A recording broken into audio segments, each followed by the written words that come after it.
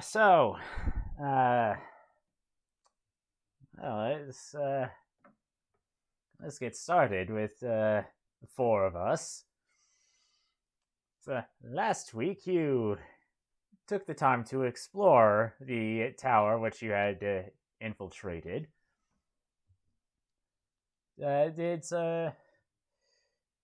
Discovered that you have the ability to float in the main tower area just by thinking of a direction. Also discovered that while you are floating, the floors are, the floors and ceiling aren't exactly solid, and they lead to other rooms. Daehoon stole a bunch of stuff. Myth Olivia also stole a bunch of stuff. Wolfbon was being Wolfbon. Very much.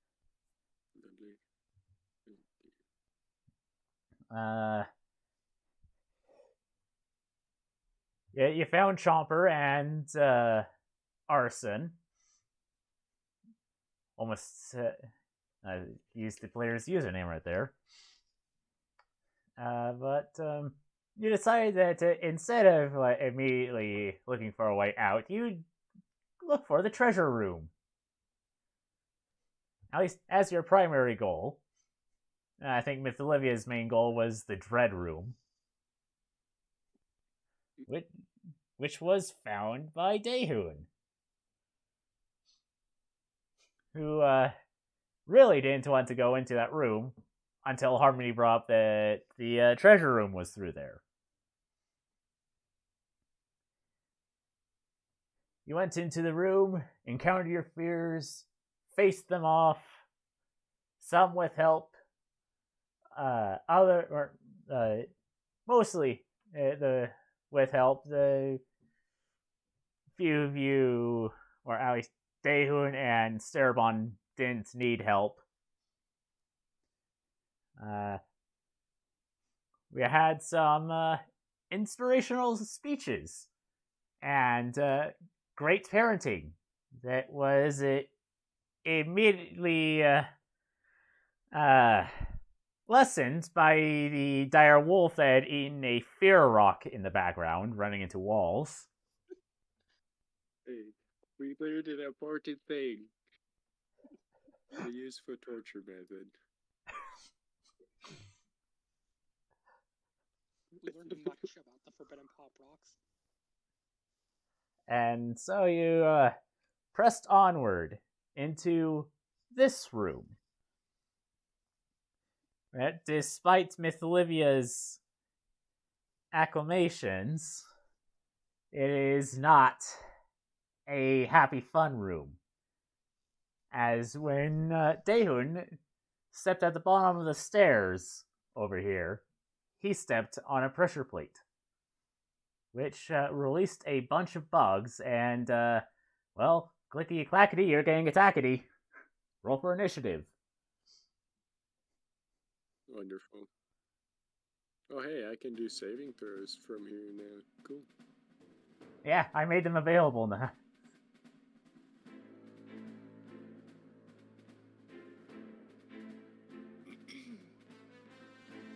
My internet is not happy.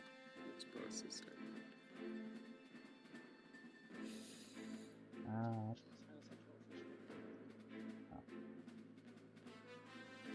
I think I can just... Actually, no. There is a thing connected to it. Did mine send? It said it didn't send. It sent. Oh, okay. Yeah, Perfect. yeah, it's sent. But also, not everyone's tokens are on the initiative tracker yet.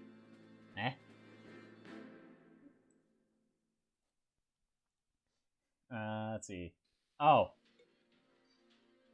Yeah, here's the fun thing, is that at least it looks like Ender figured it out.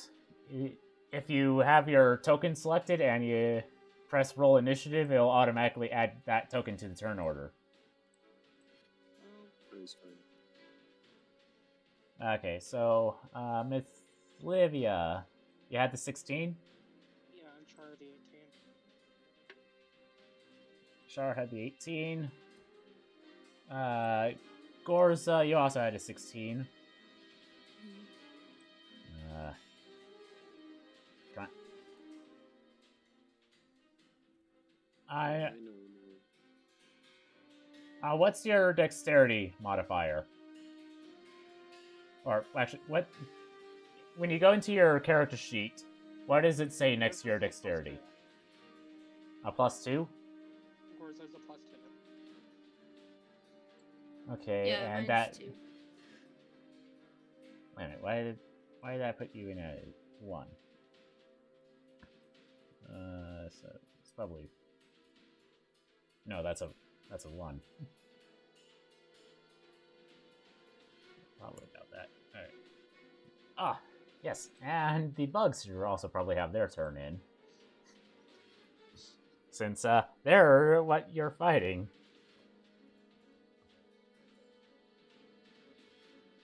No, just don't give them a turn. It's totally fine this way. Yeah, let's just beat them up. Why would you give them turns? They're trying to kill us. Jeez. You're not getting out that easily. It's only right that we just murder them all without them taking any actions whatsoever. Cerebon, now out of curiosity, what's your dexterity? Hey, take a look, see. What is my dex? A 2. Or a 14, depending on Alright. It looks like everything is in order. And, wow. Surprise, surprise, Fleur is up first. And that was almost in time with the music. Darn it. Well, Fleur is obviously going to do Eldritch Blast against, let's say this one right here. Why was that an advantage? Well, regardless, that hits. And actually, I'll count the second roll as also an attack, which is a miss. So that is -7 points of force damage to the bug. On this side, and you should probably color code him.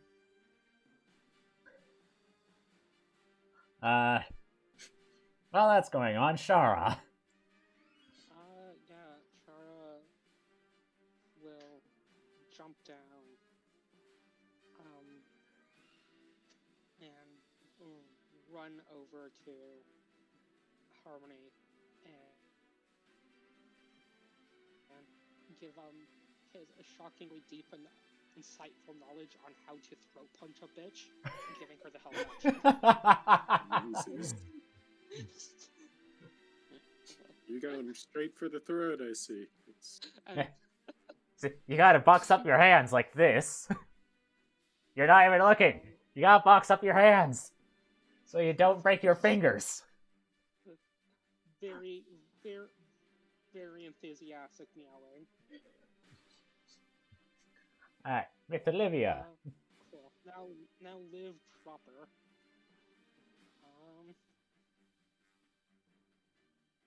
Liv is going to look over to Sturman's like, okay, so on a scale from fucked to just normal day at the office, how bad do you think this is for us? Well, for us, it's a normal day at the office. For anyone else, they're screwed. Cool. To which she will just sort of pull out her knitting supplies and action will Eldritch Blast that one, the blue.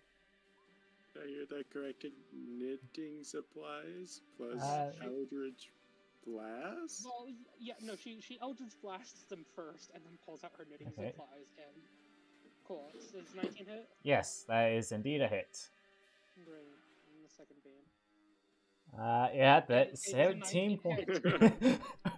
Ah, gee, I don't know. It's the same as the first. Wait, second verse, same as the first. I mean, Just want to make sure. there could be cool. focus noise or something. Bonus action. Start knitting the end of Arson's waterproof sleeve for high altitudes. That will be her turn. Right. Gorza. She is. I'm gonna run up to this one over here and stab it with my sword, I guess. Are you climbing? This is... So this is below. What exactly are we yeah. fighting? Yeah, you have to so you have to run over from where you were, climb up. Climbing for every foot you use 5 feet to move, unless you have a climbing speed, and then you have to run over here to hit it with your short sword. Oh, okay. Alright. Or you could run past this and try and get over. Which is not going to be enough, but from where you stand, you could easily get there and attack. Yeah, So I can. But basically, I can go up the stairs and go next to it.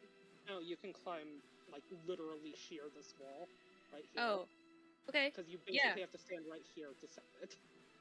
And 23 does hit.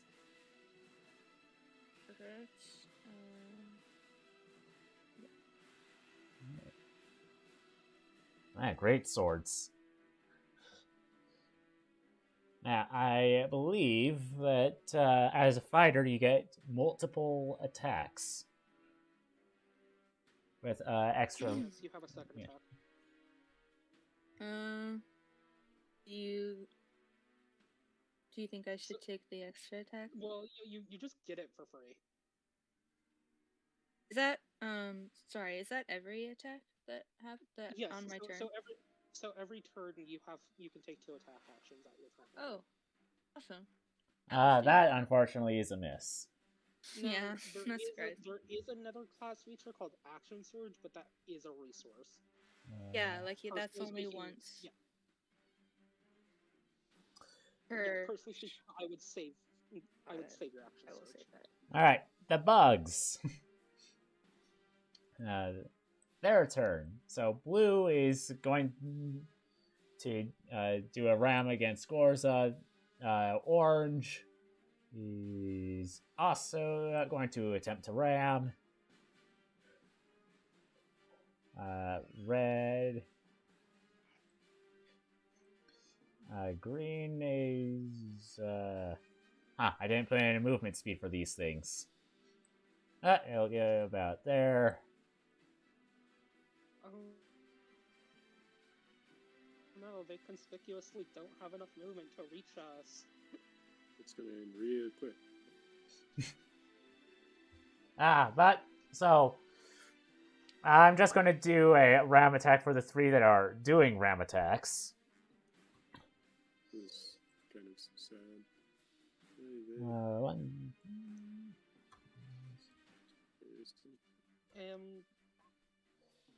Alright, so that... both orange and blue technically are fucking Urza. Thank you for reminding me. Yeah, I'm sorry, Alex. I'm really sorry, Alex. Alright, so, yeah, that's a crit.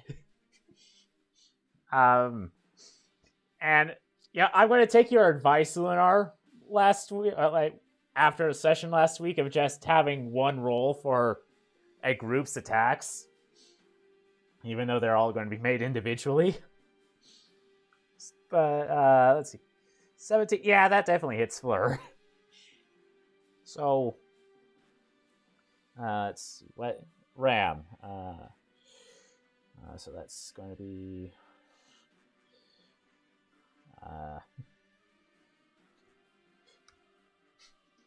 6 plus 5. Okay, so that's going to be 18 points of damage of lightning damage to you, Gorza. Oh. Fun. Does that include? Does that include the crit? That is the crit. You see? Okay. It's Yeah, actually to make it 2d6. to make it clear. Okay. You said 18, right? Yes. Okay. Oh, that's not good. No, it's not. Lunar, you were saying about this might not be memorable? No, I said it would be memorable if we get fucking curb stomped by some flies.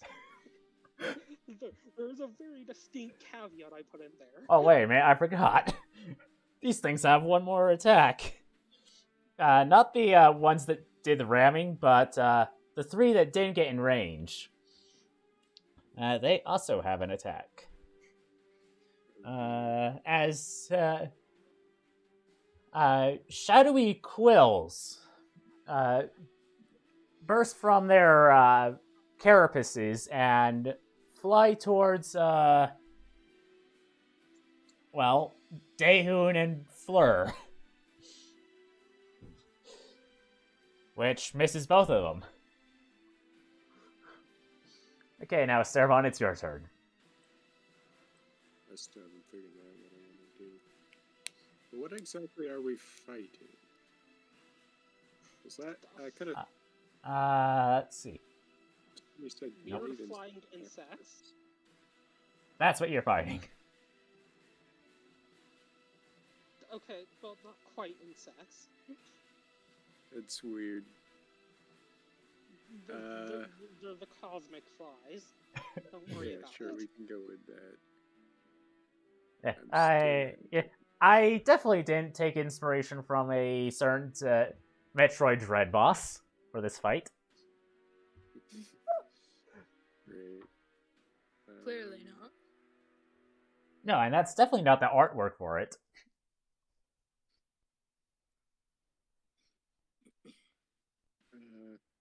What the heck? I'm just gonna switch to the bear. Bearbon. Yes. And I guess I'll take on the thing that's currently attacking Fleur. Alright. Where'd my sheet go? Reaction to opportunity pet the bear.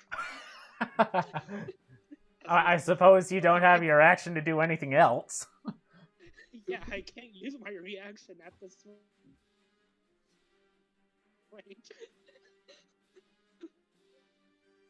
That should be a multi-attack of the same... yeah. Great. Those both hit. Unfortunately, they are not crits. So that is minus 18 points. Just munching on whatever this thing is.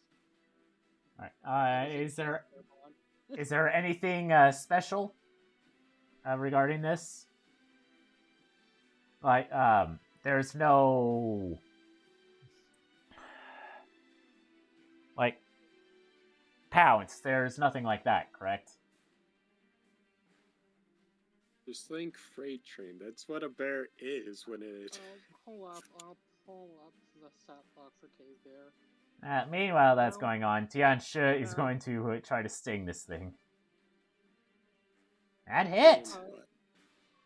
Wow. The only special thing for Starborn right now, he can swim 30 feet, and he's really good at smelling. Yes.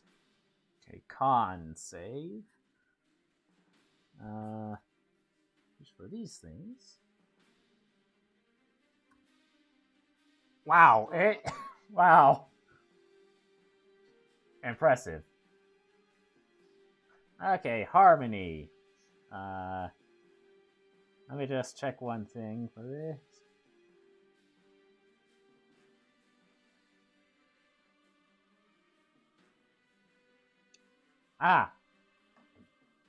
Alright. Harmony. He sees that you've got that thing locked down. We'll move over here. And let's see. Yeah, that's plenty close. And she gets into her boxing stance, and you see her like punch into the air, and from her arms comes forth an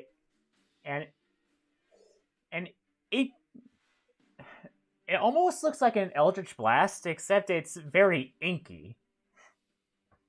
And it has the vague appearance of an Eldritch Blast, but for some reason it doesn't feel like an Eldritch Blast. At least to the two of you that are not warlocks. And Shara's shadow boxing behind her, right up until the Eldritch Blast TM, to which he falls over on his back, confused. He knew he was a good teacher, but not that good. One hit, one miss. Is it going to be? Well, one of those has advantage because of the help. Oh. Okay. In that case. Wow. There you go, Harmony.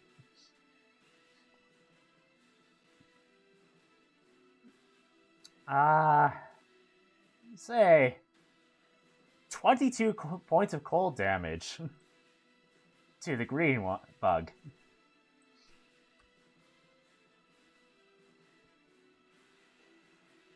Daehun. Let's see here. It's not enough range. That's enough range. I'm going to come over here.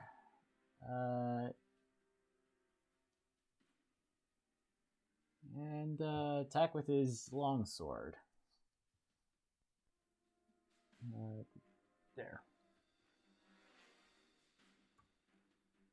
That's a hit. And he attacks twice. That's a miss. 1d8 plus 4.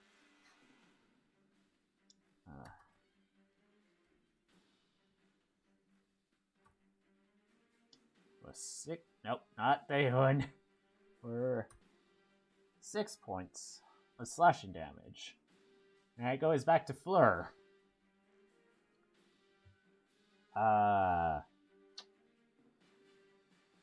Fleur is going to incriminate a attack of opportunity, which unfortunately hits.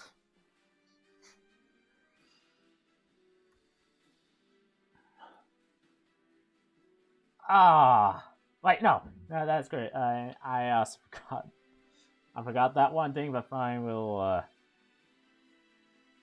okay. Did I say what? I didn't say what kind of save that was.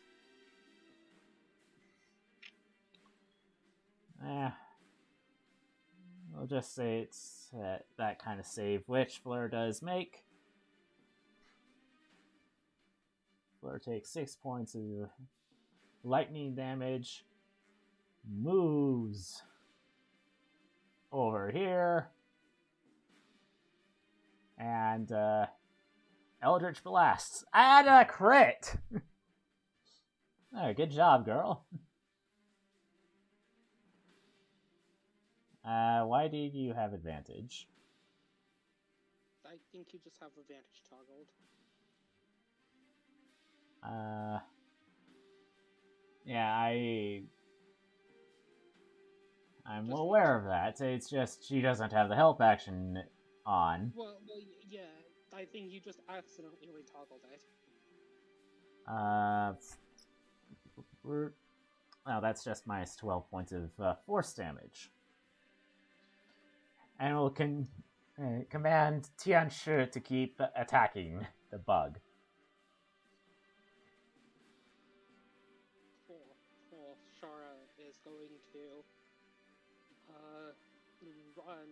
do that cat thing of nuzzle up against a person's legs, almost tripping them, to Bearbot, then assume something that would be much more becoming if he was a fully grown lion.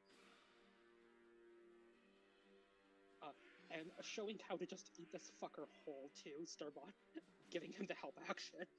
That will be his turn. Cool.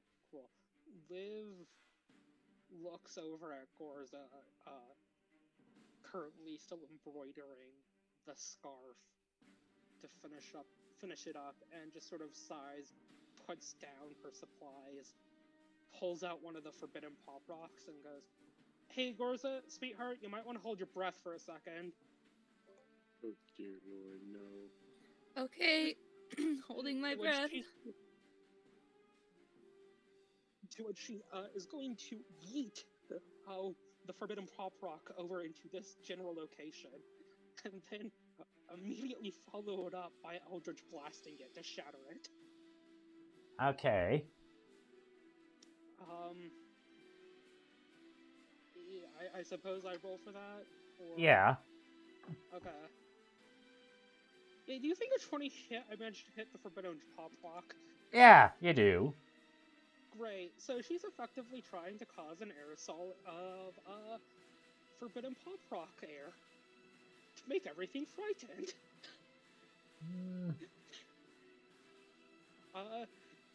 She still has a second Eldritch Blast. She does. I take it you're going for blue again? Yeah. Yep, that hits. 12 force. Right. No bonus actions? No, bonus action was pulling out the crystal and eating it. I thought that was your free action. Gorza! I'm gonna try to hit the orange one. Alright. That's a miss. Shoot. Okay. Let me try again.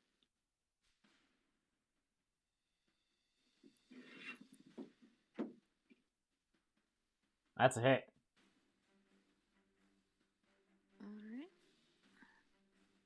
Alright. 12 is just the number tonight. Hey. That'll end my turn. Yeah. Alright. We have 5 going in for the ramming. Alright. And yeah, that's going to be 23 against Gorza, Daehoon, and Bearbon. 23 for all of them? Yeah, I'm simplifying things to make things go faster. That might not actually hit Daehoon. I'm not shoot. Open out the tab when I didn't want to. It does hit his AC. Okay. Yeah, I know Daehoon doesn't have Audrey levels of bullshit, but it's up there. And the RAM is 1d6 plus 5. Okay, that's another 9 points for each of the attacks around you. So, I'm sorry, Gorza. It's just you have 2 on you. That's another 18 points of damage. Okay, so I only bear with me. This is the first time this has happened, but I have 8 hit points left before that. So what happens now? All right, so you're down. And actually, wait, you said you had 8. 8, and then after the 18, then it's like, is it like negative 10? Okay, so first off, the first attack actually brings you down to 0. Yes. The other one? The second one brings her to a first death save. Yeah, so when it comes to your turn again, if you're not up, you roll a death save. And you just go into your character sheet and click death save. If it's 10 or higher, that's a save on your turn. I like that. Yeah. On your turn. On my turn. On my turn. Okay. On your turn. Yeah. Gotcha.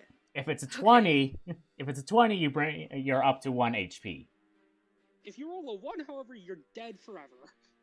Wait a minute. I just remembered something that might keep you from that 1 death save.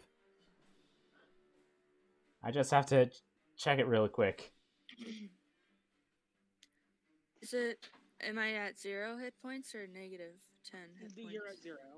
Well, gotcha.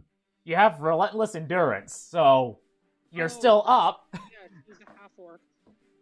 At 1 hit point. But yeah, now you're down, but so you still have you're still in the clear for right now. Yeah. Okay. If you roll a 1, you just get 2 deaths. You just mark 2 failures on your death save, and you're not automatically dead. Now, I am not mean enough to go after you via the shadow quills. Coup de grace. I am not that mean. I mean, you could, but... Hey, Arthur, it would automatically crit. Yeah, it would, but... that hits no one that really cares about Barabon. So I see the orc is down now? Yeah. Well, half-orc. Bear, just keep attacking that one, I'll get to the other. Alright. And I guess I'll just do my multi-attack on red still. Oh, shoot.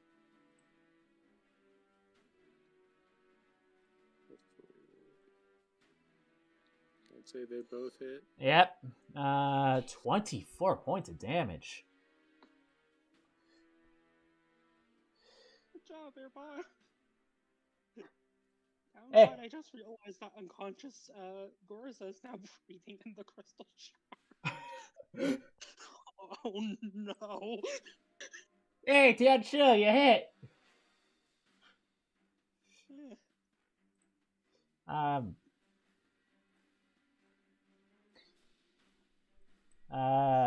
Tianchi, where's your character sheet? I think I need to turn off toggle advantage. Well, it's fine right now because Tianchi is flanking. Oh. Yeah, that's right. But the... Like, it shouldn't always be on, yes, I agree. But right now, it's okay. Yes. And, the big ol' hero this familiar is. He does 6 points of damage to this thing. Stings it right in the head, and it falls to the ground. Falls through the ground? Onto the ground. Okay. Like, this is the first time that I've ever seen a familiar down something. But then again, I haven't seen any other Pact of the Chain warlocks. Harmony. Char is acting too cool for this bullshit. He doesn't have to get his paws dirty, unlike it. He's totally not jealous. So I... Wait a minute. Anyways, yes, Harmony. Wait a minute. Harmony. You have a thing. What does it do?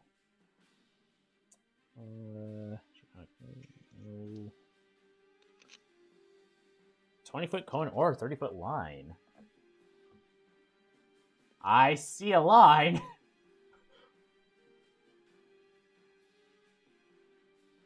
She has enough room to get over there. And, a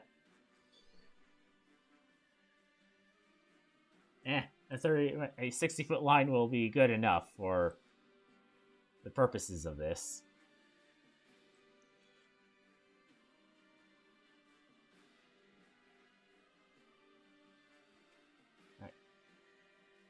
that should be. Yeah, that's 30. That's 30 feet. She uses Breath of the Dragon.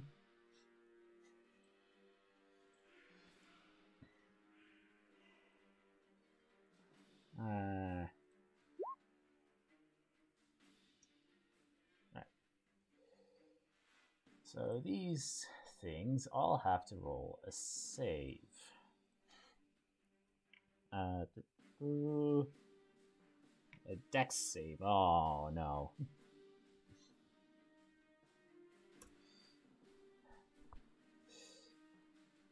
Wow. Okay. So choose the type. Each creature must make a dex save, or taking 2d6 on a fail, half as much on a success. So. Okay. I think that's what? Isn't it rounded up? Or is it rounded down? I believe it's rounded up. Rounded up. So 4 points. 4 points. And 4 points as a line of acid. Harmony spews forth a line of acid hitting these, or barely hitting these 3 bugs. Daehun going for the attack. Both hit. The 8 plus 4.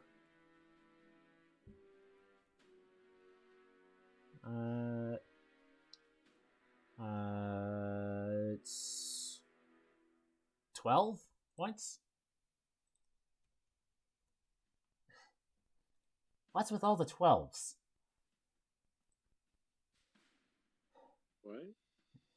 What? I've consistently seen a lot of 12s this session. I think you're thinking of 20s. No, for damage, it's been 12. 12 damage rolls. Alright.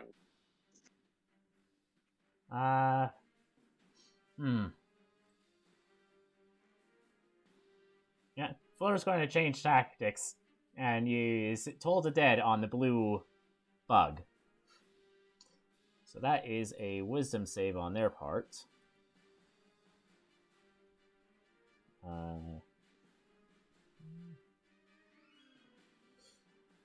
And it fails. Takes 17 points of necrotic.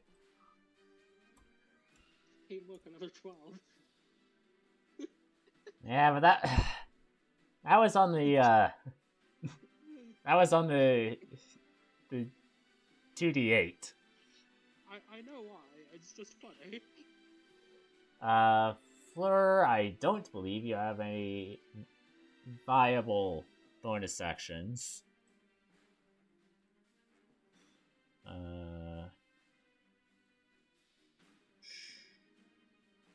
Cool, Shara hopping onto the bear's back, whispering sweet nothings into his ear of how to murder, maul, and maim, as becoming of the servant of a war goddess, giving him the help action. That's his turn.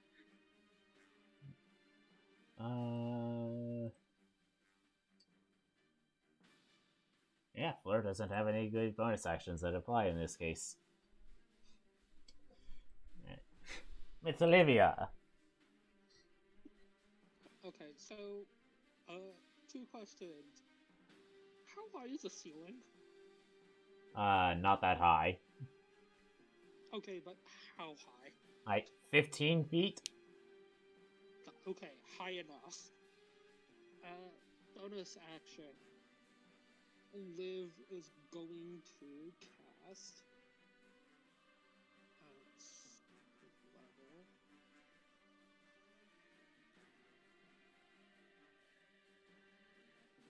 Healing Word, but I believe that can be upcasted, so...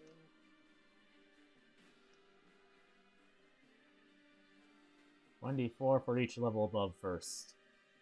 Yeah. Congratulations, Gorza. You're not dying. Yeah, that's what, 17 points of HP to you? Yes. Oh, sick. Thank you, as Liv. cuneiform runes grasp into her like a defibrillator and bring her back from your fate. Yes. Right. To which Liv will fly up almost as high as she can without scraping her horns, and still wearing the very fashionable witch hat on the roof. To which, so she's not going to hit the half-orc by accident doing this, is then going to use her action to cast Eldritch Blast on Orangey.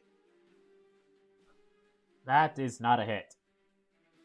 Right, and then the second beam. Nope. Well, Gorza's not dying. Nope. That's a win. Yeah. Okay. So, just so you are, when you are brought down to 0 HP, you are considered prone, which basically means you're lying on the ground, which would make sense if you're unconscious. Unless you're Finn McCool. I believe you mean Kukulain. One of those Irish legends.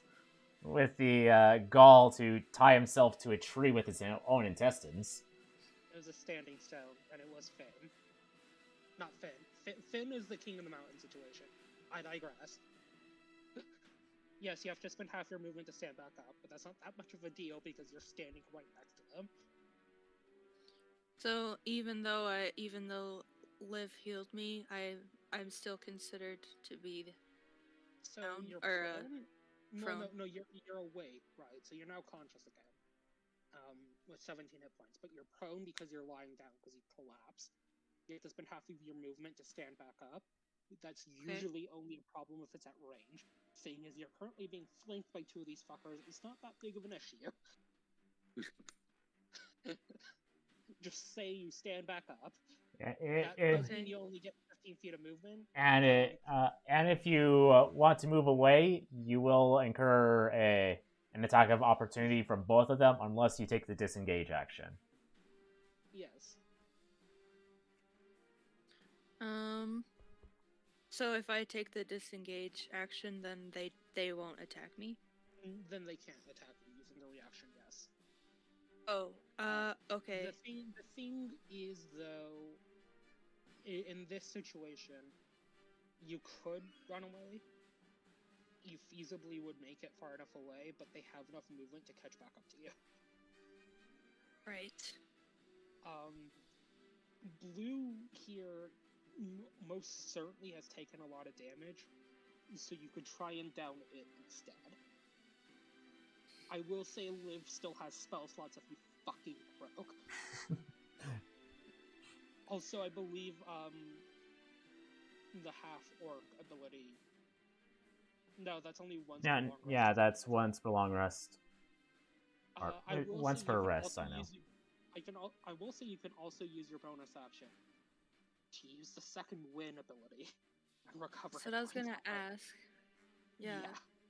So in this instance, you can either attack first and you get both your attacks anyways in the bonus action, or bonus action and then attack. It doesn't matter. Okay. How about I try attacking first to the blue one? Alright. Thanks for the advice, Liv. That is a miss, but you have one more attack.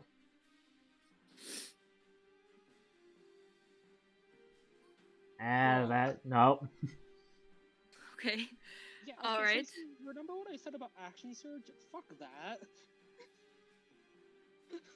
I should use it? You probably should action surge. Okay. I will action surge. So that will get you both of your... Well, that will give you 2 attacks. Yes. Oh, action surge comes with 2 attacks? Yes, because action surge you get another action, and since you have extra attack, you do both of your attacks. Oh, okay, word. That's a hit. 12. Damn it. 1 more. Alright. So close. Alright. You swing your sword, cutting into this thing's carapace, slicing it in half. Hell yeah. You can attack Orangey. Alright, let me try that. That is a hit. Just barely. So now we know the AC of these things. Nuts. 5 damage is nothing to sneeze at. Yeah. And then before you pass your turn, bonus action, second win. And I don't remember how much healing you get. I believe that's a D10. It's a D10 plus my fighter level, so I do 1 D10 and then just add this 7. It should be 8. It should be 8. Oh, it's So 8, okay. Yeah. Either, so what, 5? Yeah, it's... So you get 13 HP back. Yay! That was a good turn. Yeah. Marshals. Yeah, take that, Reddit. Alright. Oh please, Arthur, you know the drill about linear fight or quadratic wizard. I'm pretty sure that does not hit Gorza, does not hit Daehun. Definitely hits Bearbine, I think. Yeah, but there's nothing in melee with you. Oh. The Right. familiar managed to murder something. For once. 17 with the quills that Fleur does hit. Oh, you actually get to see what damage this does. So,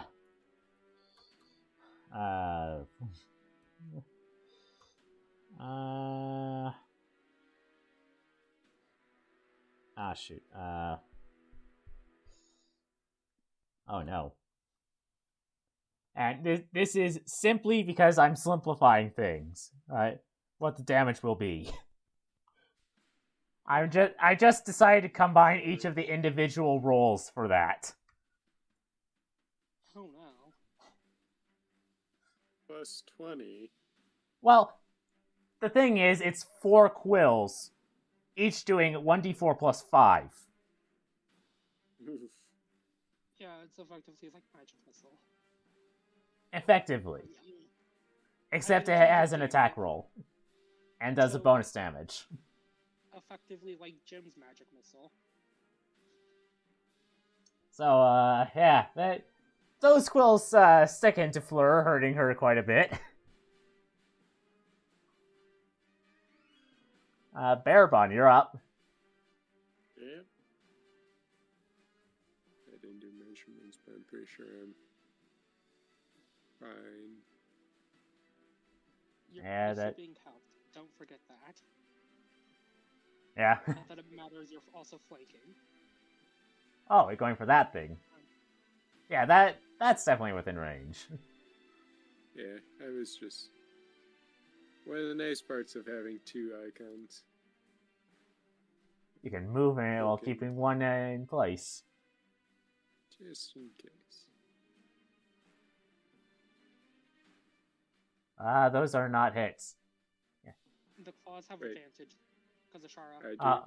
Yeah. The claws have advantage. So that's a hit. 9 damage. Right. Should have been 12. Just to make it even more. Really should have been 12, just to spite Arthur.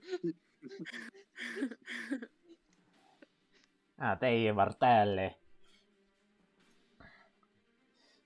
Alright, that was your turn. Tianshi is, no, not the bug. The bug's dead. Holy shit, Tianshi became the bug. So, you know what, is a handy thing to know is if you grab and drag the token, if you press Q on the keyboard, it'll bring up the ruler as you're moving the token. And you can nice. Yeah, and you can press Q again, and it'll show you. It'll set the point to where it was. So, that demonstration over. Tianshi goes over to this bug. and misses with the sting. Isn't he flanking because of Daehoon? Well, he misses. Fuck me for saying anything then, I guess. Harmony. You're technically in melee with one of those things. So also multiple things within range. So that's 1, 2, 3, 4. Wow. Jeez, I wonder if she hits. Well, not only does she hit, but she got 2 28s. Hey, Arthur, she wouldn't have hit Audrey. Shut up.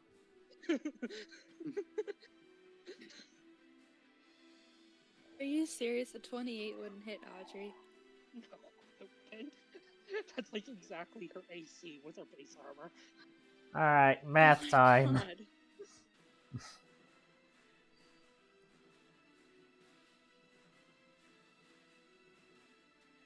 42 points of damage. Jeez. Good job, Harmony. Yeah, despite punching this thing over and over again, like punching it 4 times in 6 seconds, it is still up. Oh my god, Fleur, we raised a JoJo character, and right, only Silvar would get that. Fuck.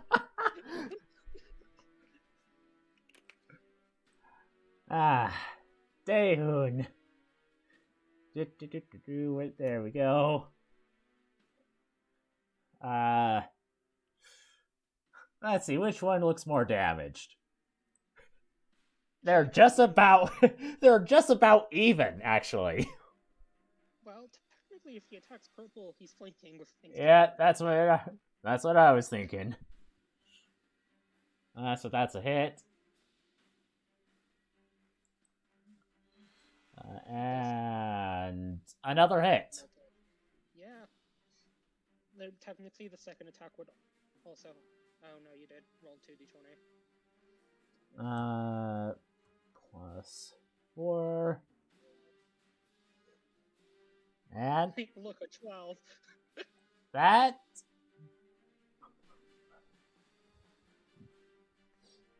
Alright. And with a Skyrim kill cam shot, he cuts into it with his first slice and then decapitates it with the other. Right. And there. Fleur. Yeah, I could have used your reaction, and yet, now that I'm remembering it, I will actually have you take that reaction, even though it should have happened when you took the damage. But, let's see, you have 4th level spells.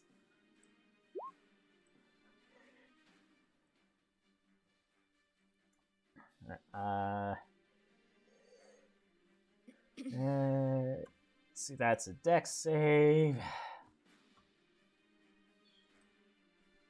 It fails! Alright, so that is Another fucking 12. Is that 22 or 23 points of fire damage? It's 23 points of fire damage. Yeah, 11 plus 12, 23. Alright. Now Fleur will do Toll the Dead on the one that Bearbon is fighting. So that means a wisdom save for that. It fails, taking 15 points of necrotic.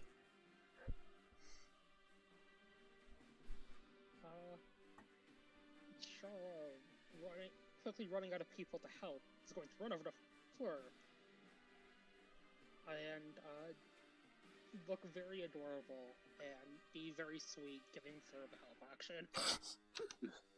She will reach down and begin petting him as she tells Tianchi to flank and attack the green bug.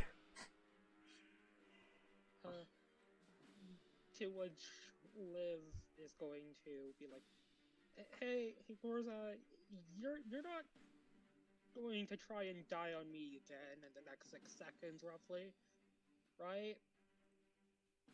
I sure as hell hope not. Wonderful. No promises, wonderful. though. Well, nothing. Yeah, I'd make you. Look, if I wanted to promise, I'd make you sign a legally binding contract. To which the last remnants of her devilish magic react to legally binding contract, causing her to cast Eldritch Blast at the orangey. Both miss.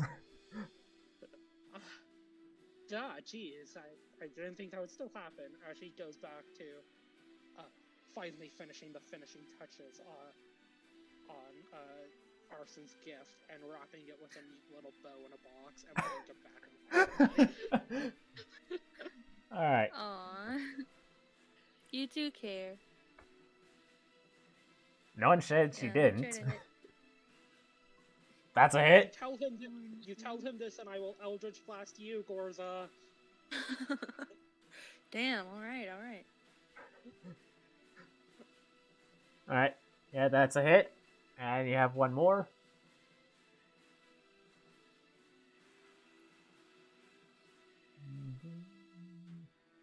Oh, wow. Hell yeah. You were this close to greatness. You're this close. Alright.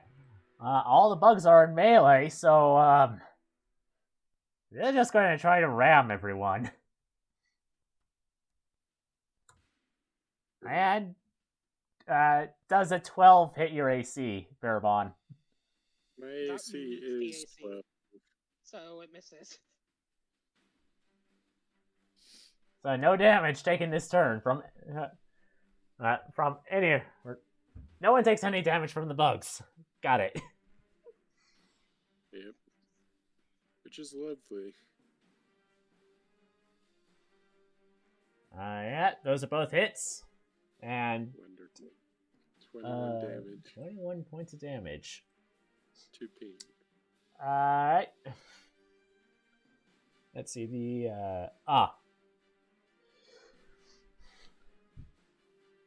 standing up on your hind legs, you bash the bug into the ground and bite into its head. Ripping its head off. Great. He doesn't do Samus's split kick.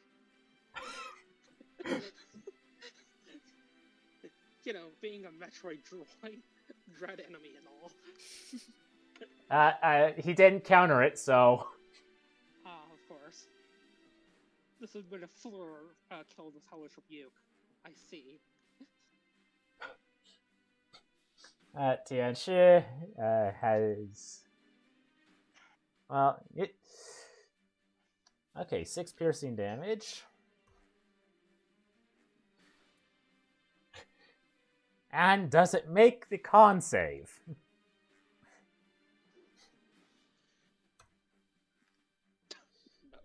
No? So, shoot. Pseudo-dragons.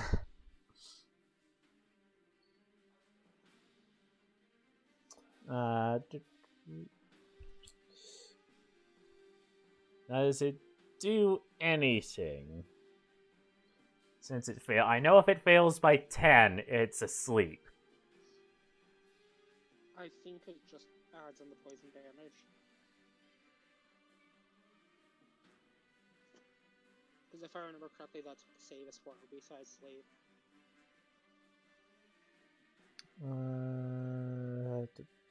Auto... Okay. Pseudo Dragon. Sting. If it fails by 5 or more, which it didn't. Well, which it did. Oh, it's just poisoned for an hour. Yeah, it is.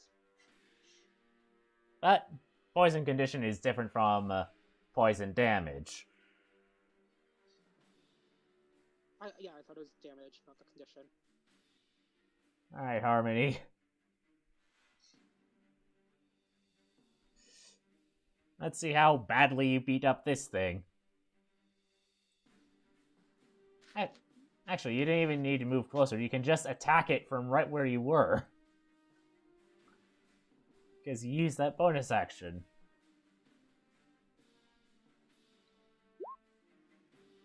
And, let's see.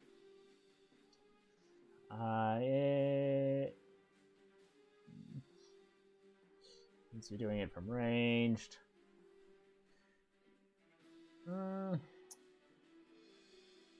Let's see. It's still up. You still have Flurry of Blows. So... Ah! Yikes. Alright, well, hold on. You have to mark off that thing. And then,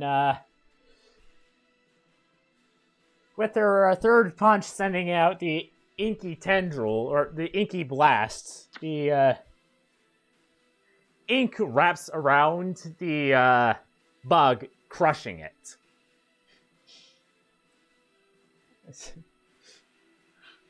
wonder what her stand is for.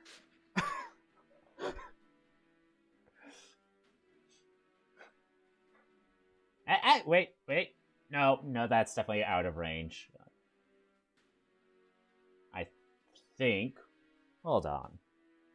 Flurry of Blows. They have to be immediately after the attack action.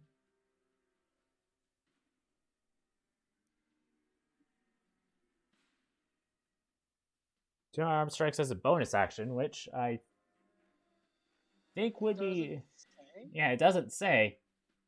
But also, I think, like, doesn't Way of the Ascendant Dragon have something to increase their unarmed strike range?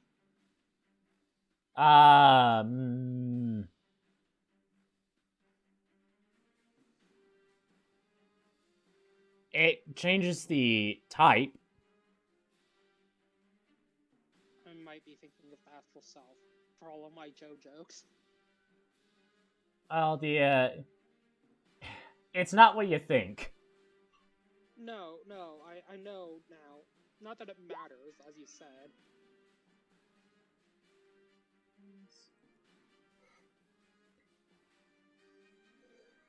Alright. Oh, and I just saw here that your Breath of the thing... Oh, nope. It just is if you don't have any more uses. Alright. Daehoon. Just come over to Fleur, use the Lay on Hands. Say for... Let's say for 10 HP. Ah!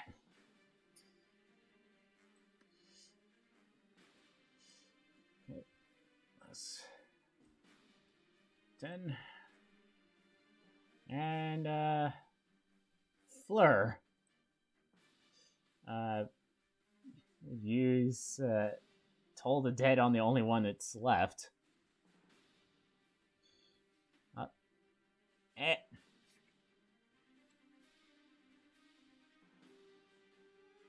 That's a fail, 13 points.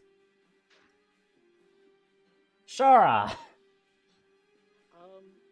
Shara does a mix of helping out Fleur and also doing the cat thing of arching his back for a while, looking at Daehoon, rowing under his breath. Yeah. Alright. Miss Olivia. Liv, notably flying so she doesn't enter this thing's attack range, It's going to fly over to this side and then spin around on the point turn. And thanks to that, actually fucking have advantage. And Eldritch Blast Orangey. If I can here. Alright. How do you want to do this? As she flips around as the bow forms and she draws the arrow, the radiant arrow of Anana pierces through and almost hits Gorza in the face before dissipating. As it just obliterates this thing in holy light. Things sort of like the light arrows from the Wind Waker. And with that, combat is effectively done. Hey gang, can I make the executive decision to just see what's around this room so we don't step on any more bug summoning pressure plates? I'm not naming names here. Yes. Hi. Be my guest. Cool. She's gonna flit around and investigate the room. Alright, roll investigation. I suppose if Shar is helping. Yeah, she'd pick Shar up first. Mostly because Shar has been growing increasingly more uncomfortable at Daehun's presence. Yeah, Shar, there were 4 shadowy shards sticking into Fleur. Did you try to pick any of them out? Shara? No. Shara was just looking cute. If this was like Arson or Daehun or Sturbon, yes, definitely. Fleur, no. Alrighty, investigation.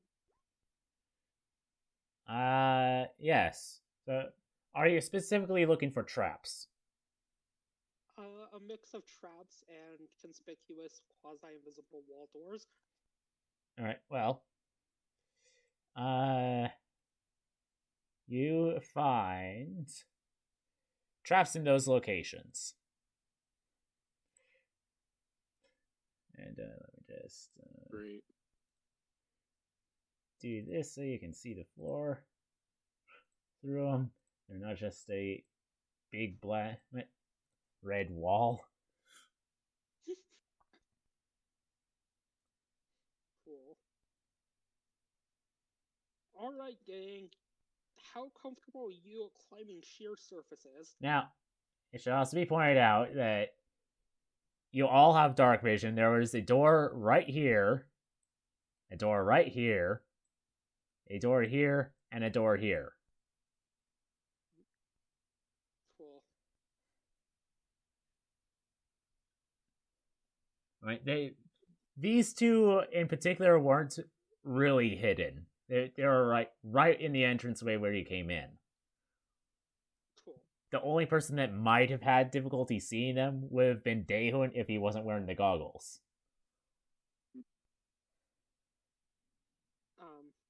Liv will still say that whole shtick about climbing sheer surfaces. Do you even bother to look into the doors? Not yet, no. She's going to ask people. That way we can divvy up tasks accordingly. I'd rather not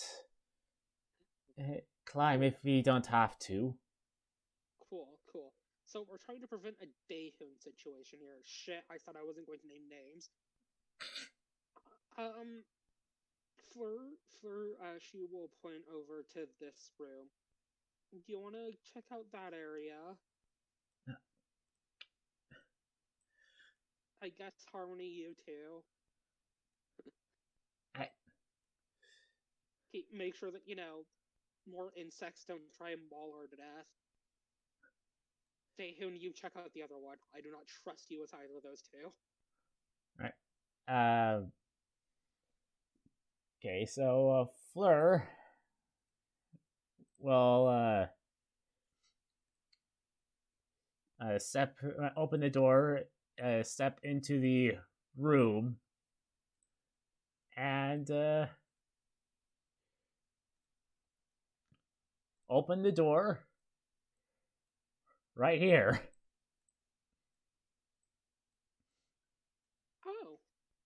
Oh, it's how to get the viewing gallery for the competitive sex arena. Well, that makes more sense. Yeah, that. So that. Bloody doorway. Yeah, that leads into wait. It's like, what? Do you just like pick Fleur up onto your onto your neck? I said he was following. I didn't realize he had moved to token either. All right. In this room, let's see. You guys, there's a symbol in here. You can't read it. Ooh, mysterious cryptic symbols. All right. And if you Show take... hands, who wants to read the mysterious cryptic symbol? Gorza?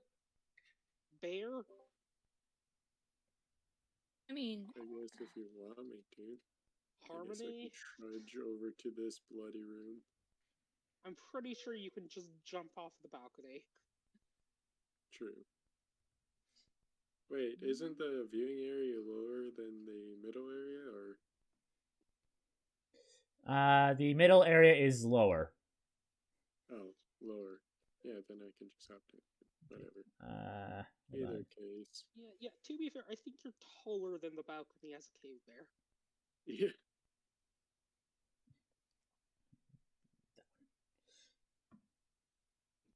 That is not exactly what I thought it would look like, but these are the symbols you find in this particular room. Okay, yes, we are going to need Harmony and or Fleur Bear. Fleur Bear? No, and or Fleur, comma, Bear. So Harmony will say that it's Shangdian Lightning Gate? Ah, sweet. Let's push Daehoon into the lightning gate. You ready, Bear?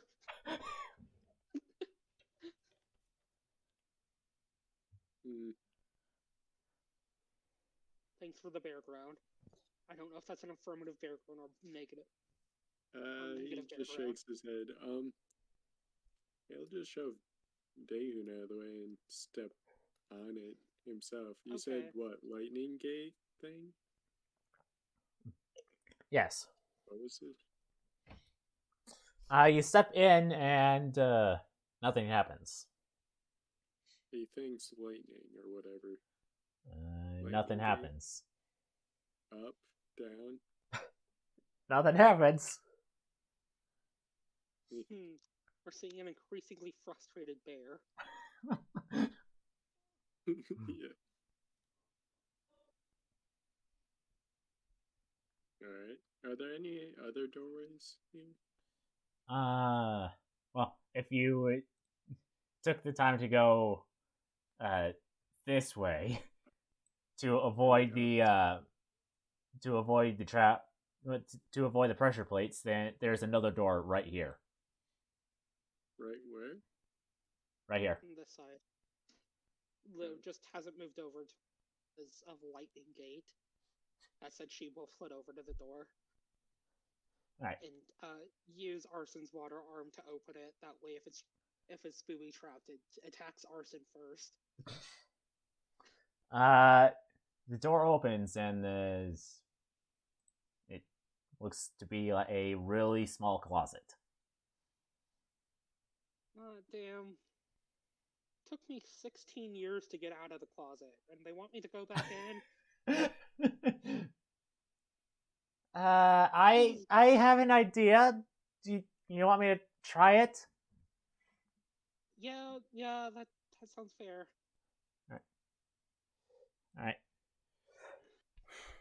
Alright, so Harmony she'll crack her knuckles, in which begins to sparkle with electricity. she'll walk into the room, and you hear her like punch the wall. Almost say like, I did that too hard. The door right here will slam shut, and lightning patterns will appear on it.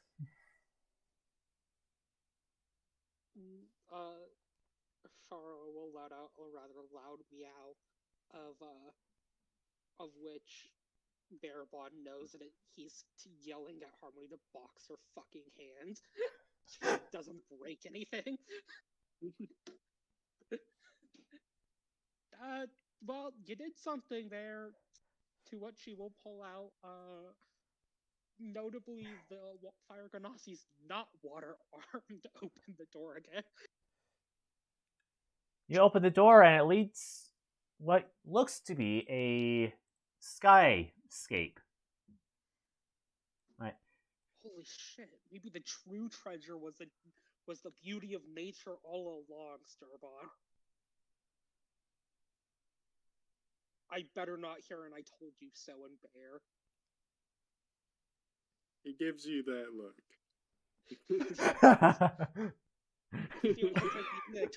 I feel like I'm being told "I told you so" in Bear.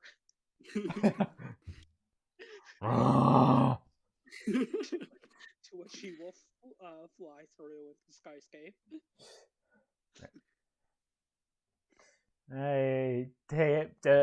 Does Barabon follow? Yes. Hoping that he doesn't proceed to fall. But I'm more concerned about him getting stuck in the doorway.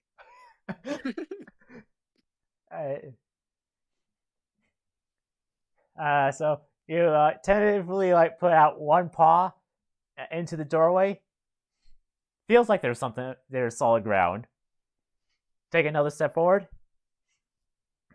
Feels like it feels like you're walking on air. Walking on sunshine. Believe it or not, I'm walking on air. I feel so free. What the fuck? How am I getting copyright struck? This is bullshit. You got a copyright strike from the theme song to America's Greatest Hero, or whatever that song, that TV show was. I'm probably the only one that knows what that show was. Moral of the story here, Barabon: don't fuck with the music industry. They're more vicious than the Nine Hells. It gives you a look of disbelief.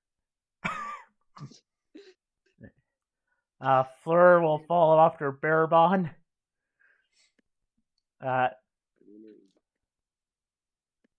Harmony will be. Harmony will be extra and climb over the railing. Daehun come after. Gorza, follow suit. Guess so. Alright. Now, for everyone that isn't on the Broom of Flying, which is everyone except Myth Olivia and Shara,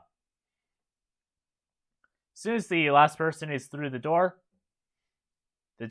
closes, and then that wonderful feeling of walking on air disappears, and you fall, not far enough to where you take damage, but you land on sand.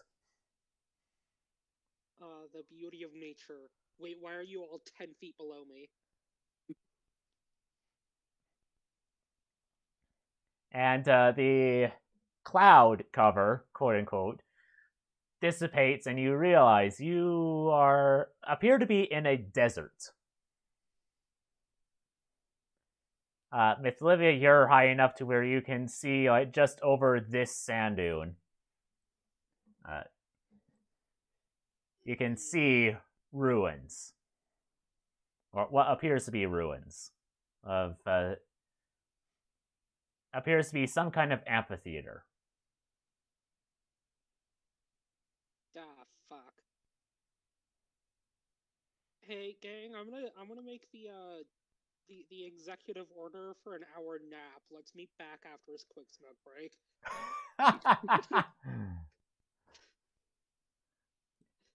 That sound good with everyone? Go for now. Great. There's Bearbon. I'm needing an affirmative from Bear. He shrugs. Okay. An hour-long nap, I'll really still be there. That's not really an affirmative, but that's the closest I can get with Sturbon, I guess. Yeah. It's not very talkative in animal form. I can't imagine why. He's not very talkative, period. That's why Liv said what she did. That is true. Well, for once, you get a short rest. So, if you have damage, go ahead and roll your hit dice. Before... Hey, Harmony, you're still looking beat up as fuck, aren't you? Not Harmony. Gorza. Yeah, I have half my max hit points. Wonderful. Guess what replenishes on a short rest for me? So you just press hit dice? Yes. Wait just a second, Gorza. Oh, sorry. You healed 25 hit points. Are you at full yet? Not quite, but almost. Cool. Plus... Yeah, but almost. How about now?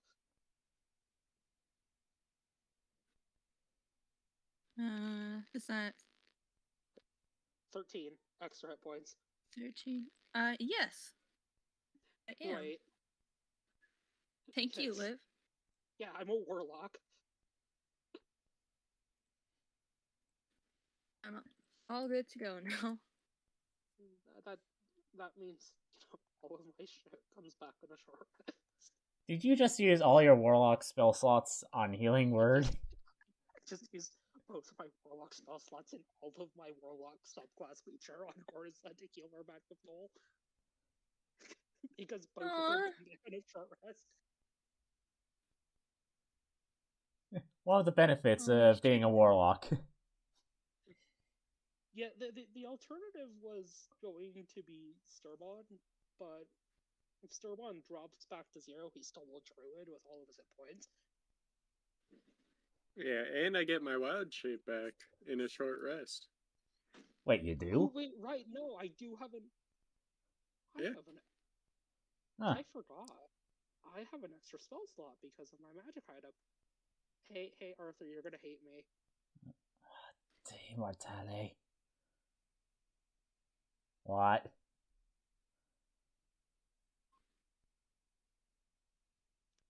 Congratulations, Gorza. Up to 3 creatures with... Yeah.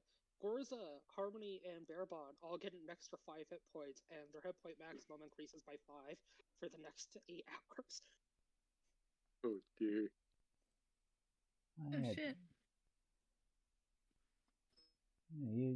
Dayhun took damage during that fight. What's his hit dice?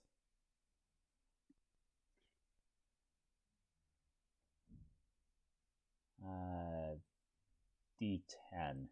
How much damage did he take during that fight? He was at 50. Okay, well, use at least 1. Let's see. And it's plus Constitution. So that's 6 points of healing for him. So he's at 56 HP now. Great. out of.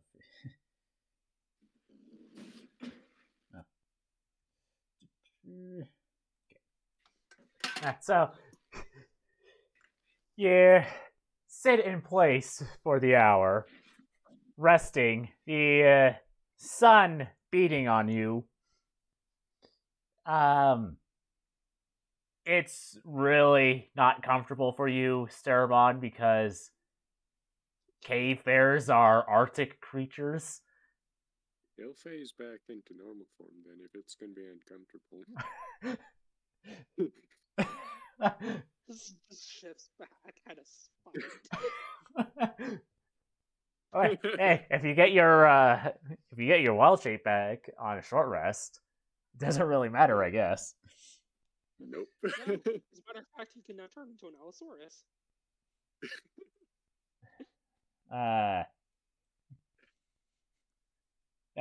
Daehoon's none too happy. Liv, you're from the Nine Hells. I mean, this may be a different heat, but this doesn't compare to the heat of the Nine Hells. Yeah. Well, I mean, she's from a Mediterranean climate to begin with.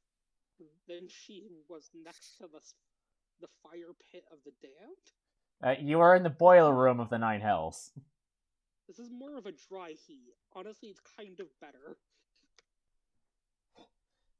Gorza, this heat is uncomfortable. Having lived in the cold-ish, taiga all your life. Harmony looks like she's... yes? Oh, I was just gonna say, yeah, this is not my cup of tea. Harmony looks uncomfortable, like she can't really do anything about it. Because she's covered in fur. Really, the only two that don't appear that affected by the heat are the two warlocks. And I suppose Starbon.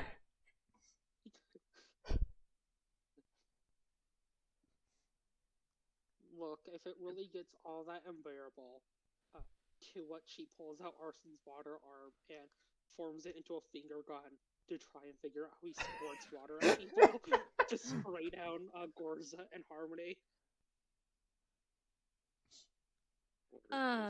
That's more like it. She's conspicuously not going to do it to Daehoon. No, not for you. So where do we go now? Oh, there's some ruins that way. That's why I opted for an hour-long nap. Let's go. Probably gonna get ambushed or something. Now, Lamau. should be pointed out that movement and across the sand will be difficult terrain. Miss Olivia, since you're on the broom, it doesn't affect you.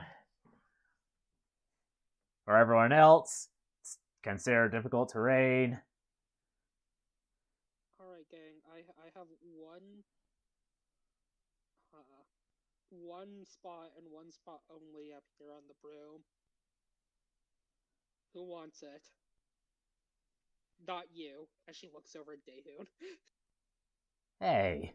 Well, you should probably give it to your girlfriend, huh? Yeah, but yeah. Unless you think? Harmony, well, if Harmony's still in a poor mental state.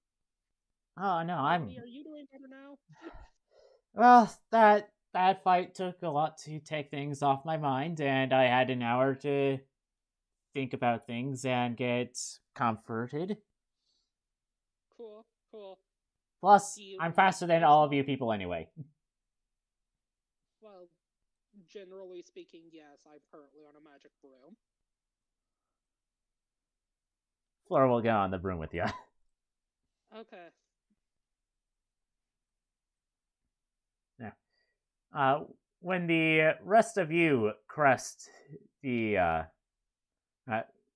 sand dune, you also see the ruins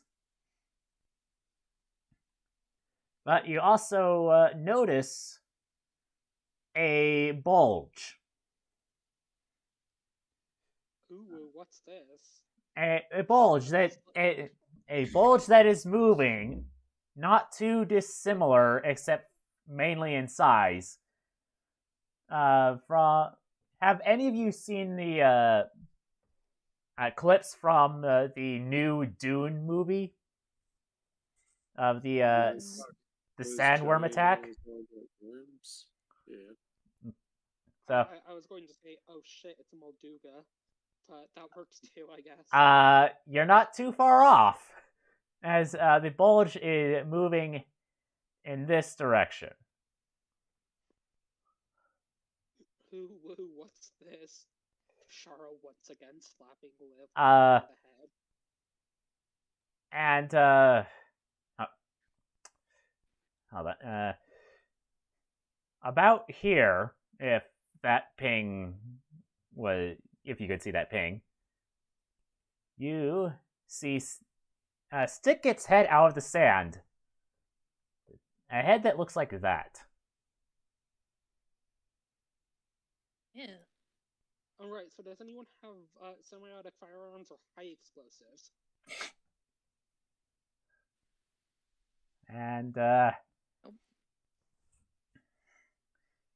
it looks like it turns its head over in your direction and stands up out of the sand. Preferably high explosives. Now this creature, it's got a barrel-shaped body, a big sail on its back. Its forward claws almost touch the ground, and it's got a big flat tail. Look, I played enough Breath of the Wild in my day. I know we need bombs.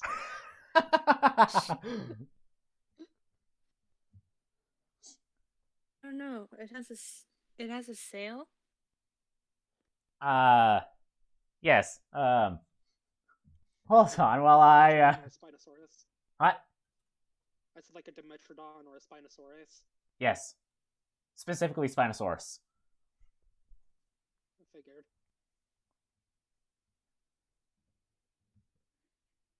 It is looking in your direction. Well, I mean, okay, so if we're not going with the bomb option, this might be offensive, so I'm not going to use the accent because of Fleur, but there is another plan called Let Them Fight, in which case we turn Sturbon into a giant Allosaurus and just have it charge it down. How about I do something first? Called talking. I can talk to Beast, remember? Anyway. She says dejectedly and just motioning him over to the thing.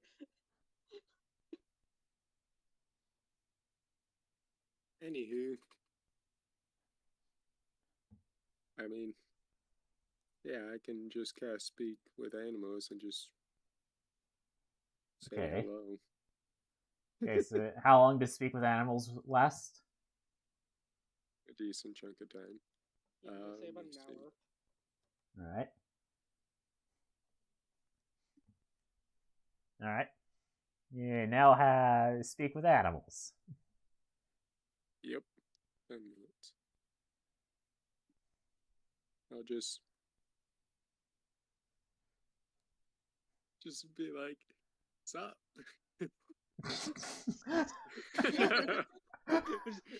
Except it's in, like fucking Spinosaurus, so it's like causes the span to vibrate.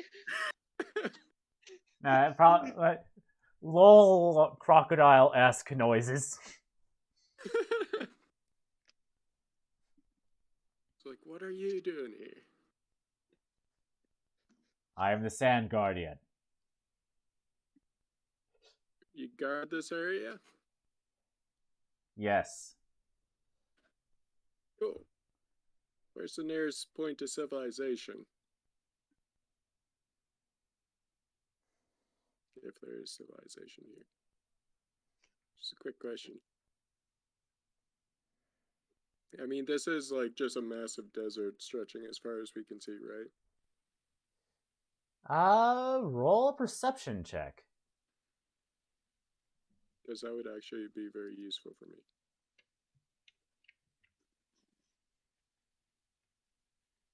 There it is. Good job. It looks to be that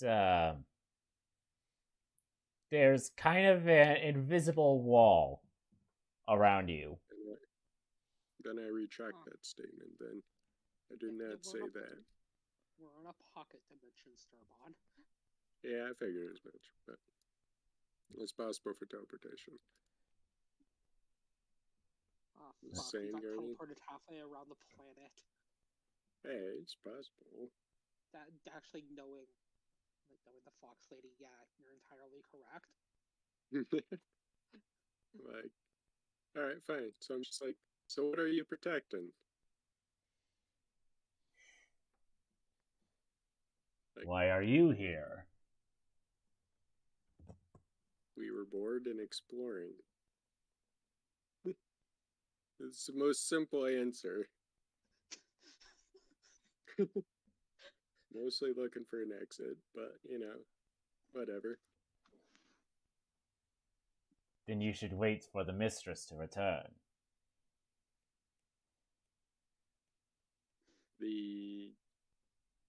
How many toes did she have? The 9. fox lady? Liv holds up 9 fingers to Swan. Yes.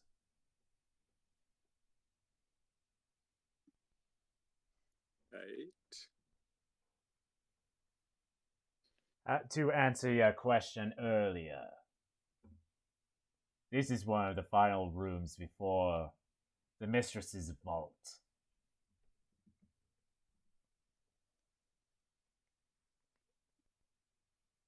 Sounds fun.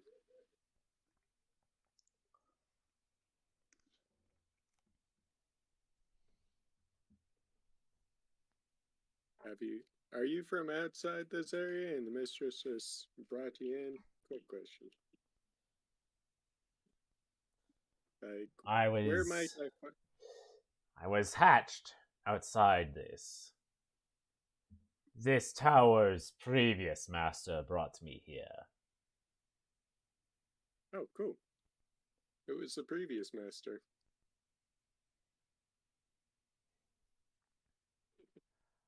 I believe it is what you humanoids call a necromancer.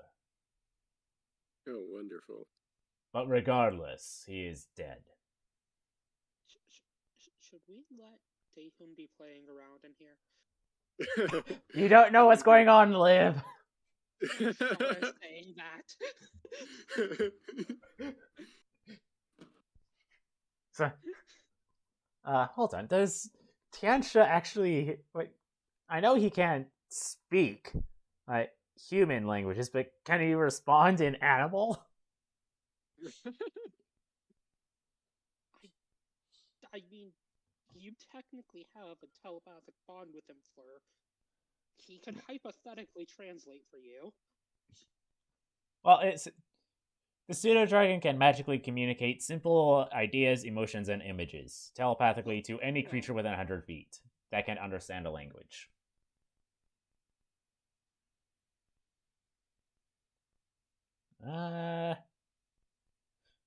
So, yeah. Under languages, it says understands common and draconic but can't speak, but that doesn't preclude it from speaking animal. Yeah, it's a lot easier for Shara, who is just flat out a normal animal, or at least in a normal animal's vessel. That's just debatable. Shara looks.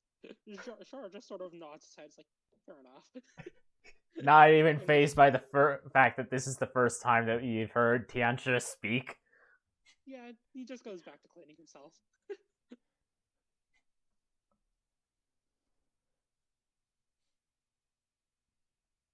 Alright.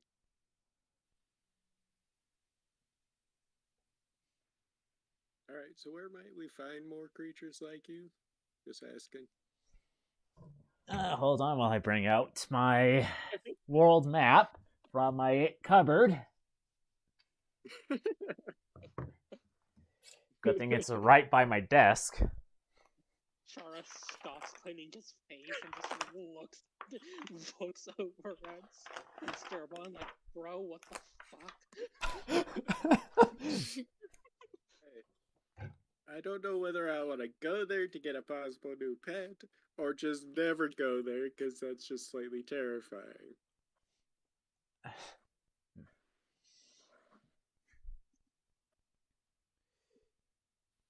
The countries, I believe the human countries, are called El Jadawan and Al Fujin. Awesome. Thanks. I'll make a note of that. Yeah. For later. And since you just have the phonics of that, I'm not going to bother spelling it out until you see it in writing. Alright.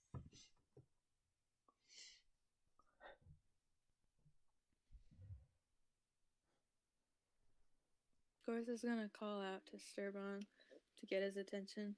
Hey, what is this guy saying? Yeah, Vold is that way. Necromancer used to own this bloody tower before he got brutally murdered. Let's see here. Oh, and these guys are at these two locations. Seems pretty cool. Fleur, look in your direction. Oh, Shadow One. I've been there. I was an apprentice to a merchant there. So are these guys like all over the place there, or do we have to actually go looking for them? I wouldn't be surprised, but I've never went that far south. Cool. So now that I look at it, it does look familiar.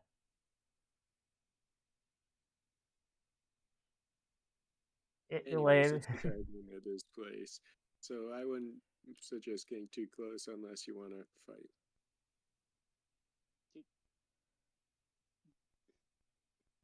I was saying to the party. I feel like the most important question here is Daehoon already running up to slash this thing's throat?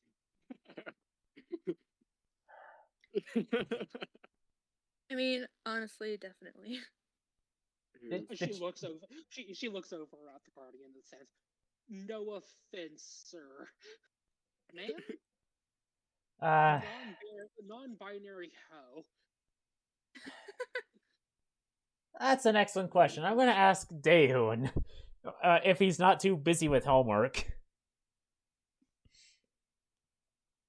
I feel like we know what the answer's gonna be. I think we know what the answer's gonna be.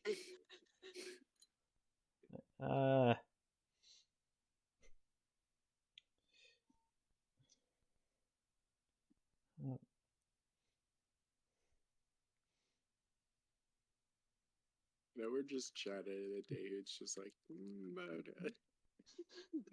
we're just having a very nice conversation, and you just see a cloud of sand and Dave's vault.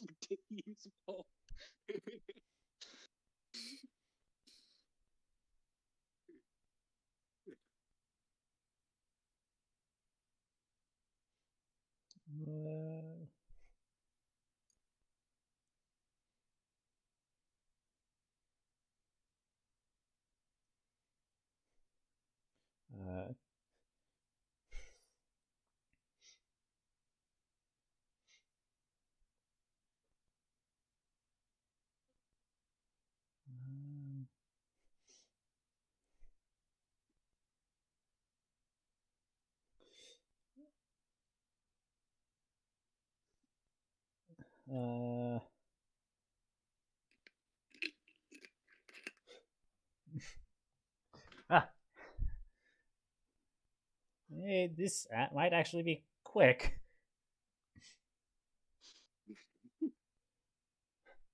Yes, I think we know the answer.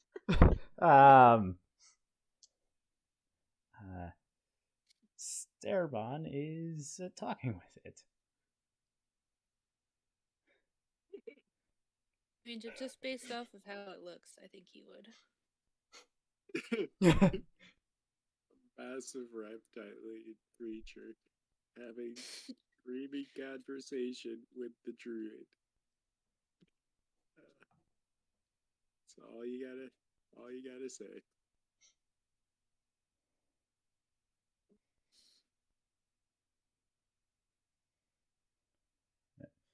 He's currently typing something.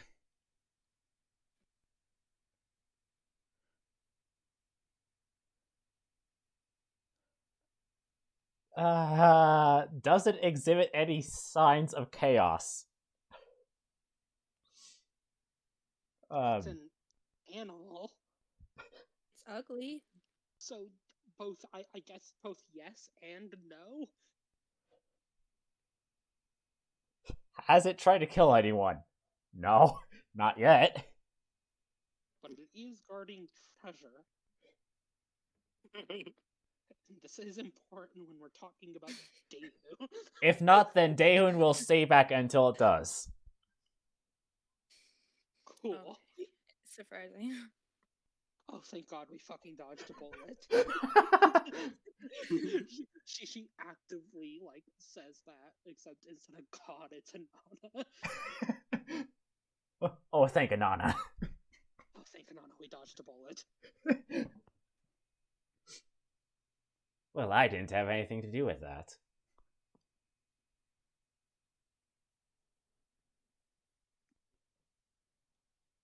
Well, fine. Send a forward email to Feetslow Poachly thanking him for stopping this dumbass.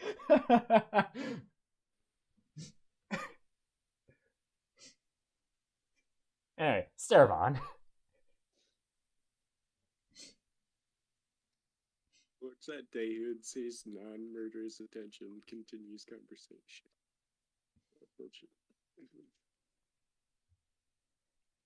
Alright, do we actually know how to get out of this place? Or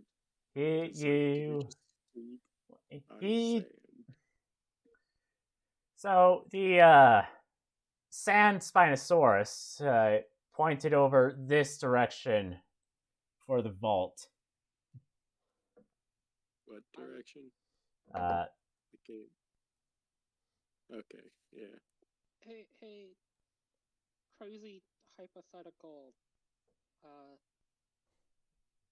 weird, large, murderous reptile. If we were to just, like, pass through the vault, would we get back through this other side of the weird lightning door? Or do we have to go back that way? As she points to where all of her compatriots fell out of the fucking sky.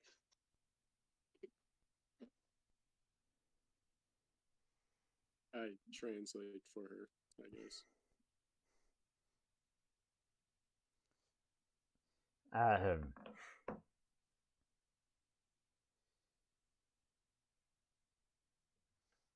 The previous master, the mistress and the master before her,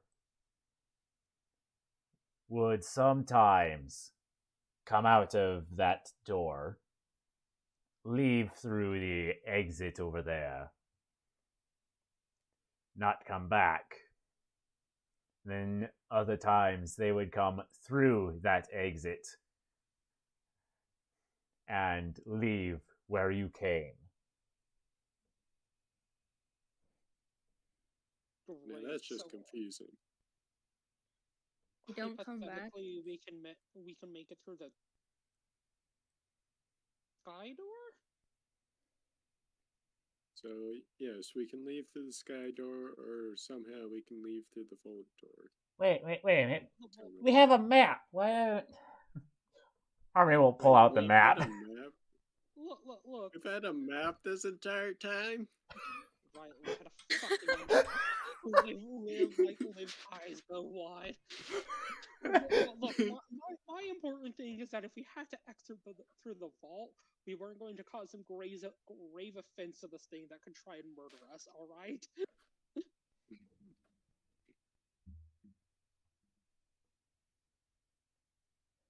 Alright, what does that say? Frankly speaking, sans Daehoon over there, I think we all are less concerned about the treasure room than we are about seeing Fox Lady to tell her to kindly fuck off. Most definitely. I'm not worried about the treasure. Well, the treasure room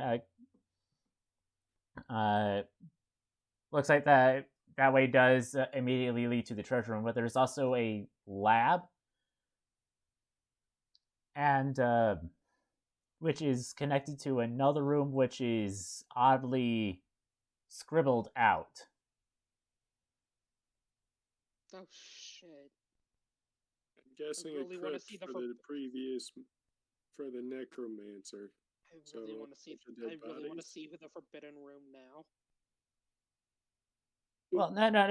It's connected to It's connected to a bedroom, but the connection is being. It looks like someone tried to attempt to cross it out. I really want to see the Forbidden Room. That said, if it's connected to a bedroom, we know where the bedrooms are. She looks over and understanding Disturbod. Second question, fam. How often does Mistress, as I think my partner here said that you put it, actually feed you? Or just come in here in general? Like, are you hungry? Do you want rations, buddy? I have some dried meat. All of you are looking pretty tasty. Look, I'm trying to... Okay, look, if you want live prey, I will just dump the fire ganassi on you. But frankly, he's pretty well done, and if you prefer, like, medium rare to rare, the best one over there is Daehoon. Paladin. We'll love to see the even just Liv puts it quite bluntly. Let's see here. Alufine, so I'm more on the well side. Tiefling, more on the well side. Cambion, more on the well side. Half elves are just gamey. Trust me, fam. You don't want to eat any of them. And really, do you trust half-orc meat? Like, I mean, you gotta get that very specifically cooked to a very specific degree, or else it might give you some, like, brain-eating pyron that just kills you. She is saying this with, like, the absolute certainty of somebody who's actually eaten humanoids before.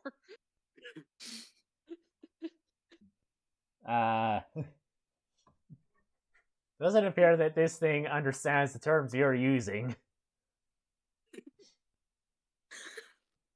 Confusing it. Okay, how do I put this in more simple terms?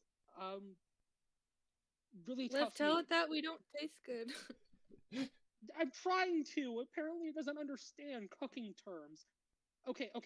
How do I put this? You're not actually speaking cooking terms, though. Like, if you want to speak cooking terms, you just give it the exact specifications for cooking, say, orc or gnome or whatever. Wait, no, I do actually think I have a recipe to eat halfling. She rummages through her shit. I'm getting ahead of myself. We could have with the halfling who angered us earlier. Yeah, we could have actually eaten him. That's a fair point. Anyways. Look. Point being, tough points back to Harmony.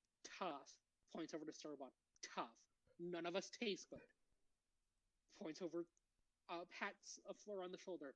Really gamey does not taste nearly as good as human. Well, it gives you a concerned look. Then points back over to. Then points back over to Gorza. Generally speaking, really disgusting, and the texture is quite mushy. And to actually get it so it's actually palatable is a very specific and fine method that requires the best pit fiend chef. Human, on the other hand, human, go right ahead. The issue is, certainly has a fucking demon inside of him.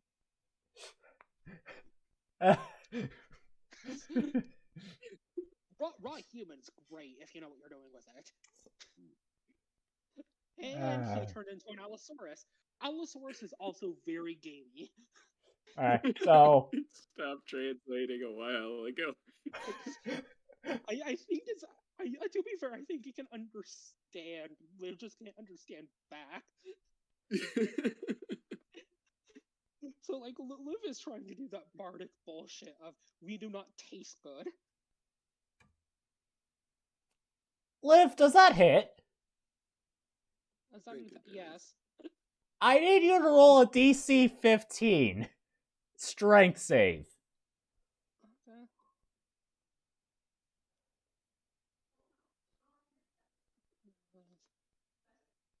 You, my friend, are grappled. Well, you know, I'm trying to be civilized here. And also... let's see. No. Wow. I mean... Look, I think you can taste my blood right now, and it's burning your tongue. Look, you know what? You know what? Here, let me help you out of this before we get into combat. As she can see the top of this thing's head, right? Yes. She misty steps to the top of this thing's head, standing on it. Alright, and oh, wait, hold on. Yeah. There you go. She's just crossing her arms, like, tapping her foot in between this thing's eyes. That's very rude, I'll have you know. Because her tail's just twitching. Alright, and, we're sorry we're doing this again.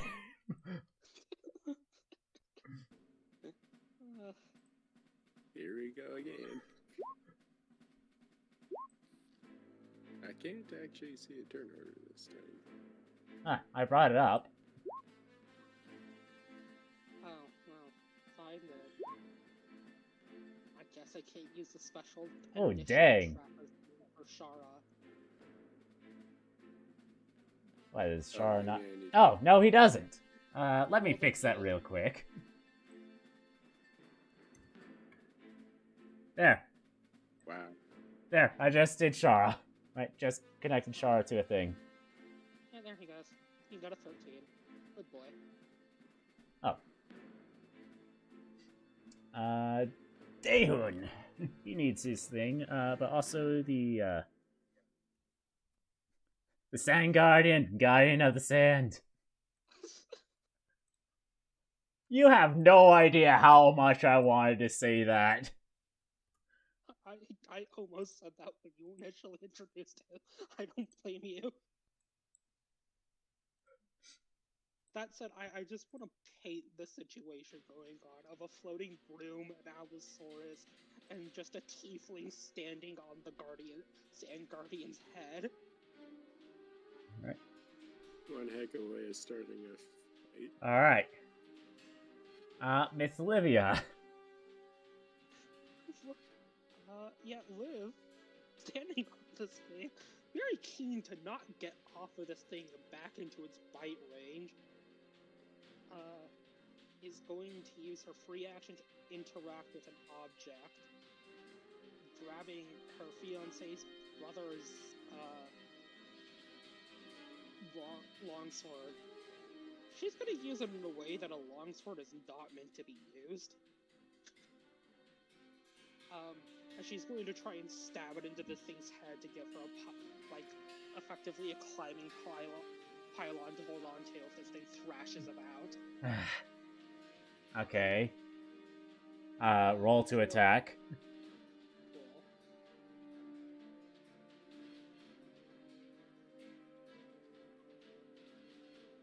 No. I'm not very strong, guys. No. Just, bounces against its hide. Okay, well, jeez. She drops that back into the, bag of holding.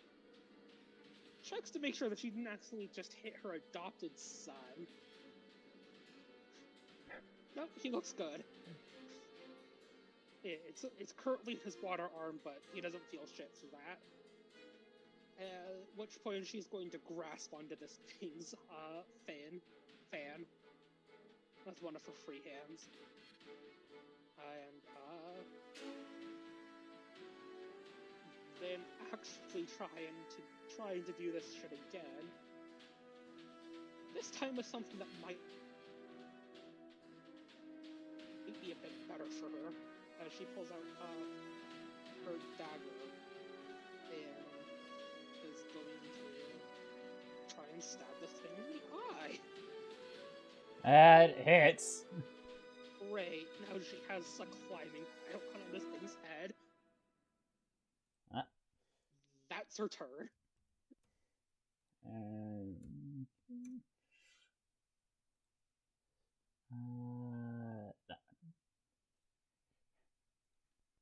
Gorza. Yeah, and keep in mind, when moving on the sand, each foot of movement counts as 2 feet. Alright. I can't believe I'm shadowing the Shadow of the Colossusing this bitch. I'm not close enough to hit it with my flail, am I? No. No. What's the distance from you to you? Can just barely make it to be in melee range of this thing. Okay. Yeah, let me. You have to move to here, and then you can try and hit it with either your flail or your greatsword. Right here or down here? Right where I'm pinging. That's 15 feet. Okay. Let me hit it with my flail. Yeah, that's a miss. Damn. I did it with greatsword. Damn. Jeez. Alright. Okay. I'll forget that. Initiative. Huh? Alright. Yeah, let's get it out of the way now. With you missing with both your flail and your greatsword, the sand Spinosaurus kind of does a little growl, or does a low hiss. The wind begins picking up, kicking sand up everywhere. You realize it has just conjured up a sandstorm with its layer action, making the area heavily obscured. Liv starts humming to read Sandstorm. Hey, mortale! Lunar. Mind you, she's also right next to one of these things' ears, so it's just hearing that as it does it.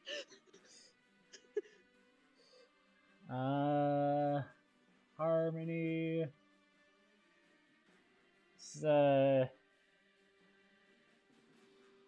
She is actually going to use her bonus action to use the.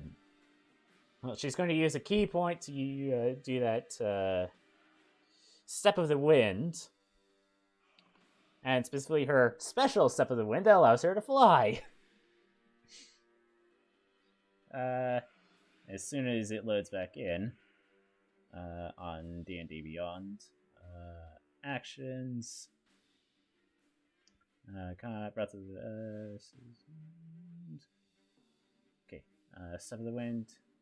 Take the dash or disengage action as a bonus action on your turn, and Wings Unfurled.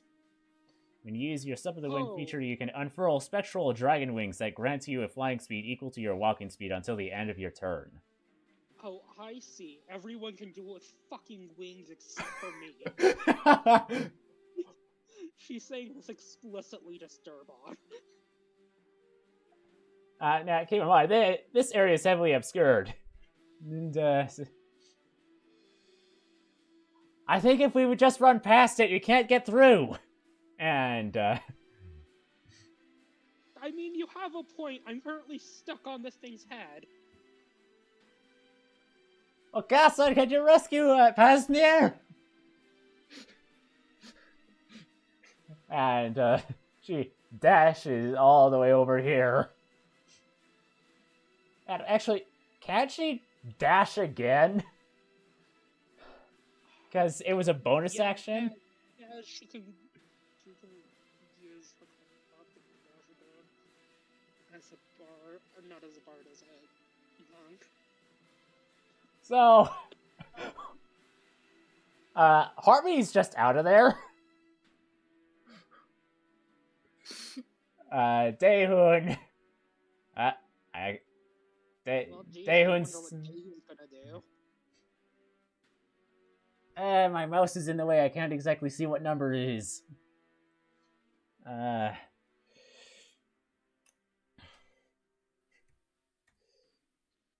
That is not a hit. That's a hit.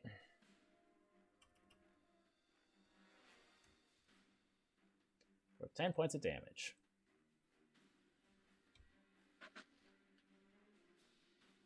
Now, this thing.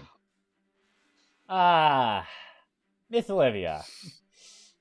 Yep. This thing burrows into the ground with you still on it. Oh, wonderful. Now, I believe that means it gets an attack of opportunity. It can... Actually, no. Not only if it moves out of their range. Which, digging underground is... it only slightly moved out of the range of both Gorza and Daehun. Wait, did I move both of you into the GM layer? No, I didn't. No, okay, good. Yeah. Okay. Oh, okay. I guess we're going down now. Do you, like, hold on as it goes down? Till she's about Sam level, in which case she's going to unfurl her wings so she doesn't go with it. Alright, so it's like a parachute. Alright, so I... roll acrobatics to see if you are knocked prone or not. Cool. Definitely could be a worse physical stat for me. Acrobatics.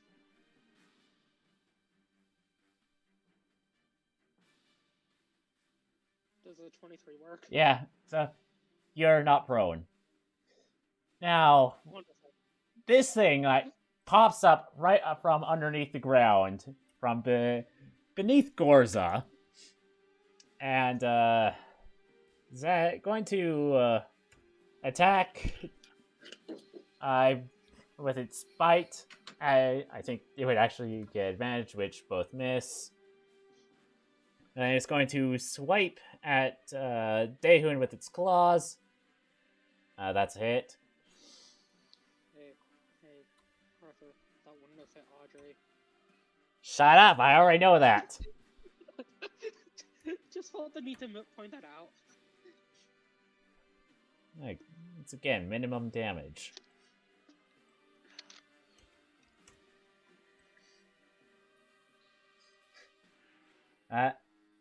Tian Shi is not going to do anything beyond give Daehun the help action. Sure. You want to give Fleur the help action? Well, no, because familiars can use magic items, and Char explicitly knows the command phrase that Liv's been using. So, he meows, to which only Alobon and Tinchino know as, "Hold on, please keep your arms and feet inside the vehicle at all times." I nosedives over to here to pick up his mistress. And that will be his turn. Well, no, then he'll give Fleur the help action. Fleur. So, I think we're just running, right? Yeah, I had a stupid plan, but this thing started burrowing. And, how fast can this thing go? About 50 or so feet per 6 seconds. Let's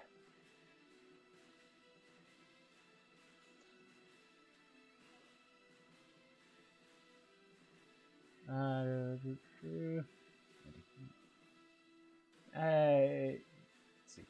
Within range. Technically speaking, you could overclock this thing to go like 100 feet.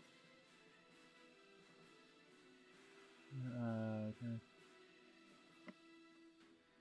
Let's see. Where is the thing? To an unoccupied space within range. Well, let's see. If it helps, I'm willing. Just please grab me by the left wing. Yeah, so Fleur will grab onto your reach out for your hand. If you take it, then she'll use the broom to dash. Wonderful. Get out of dodge.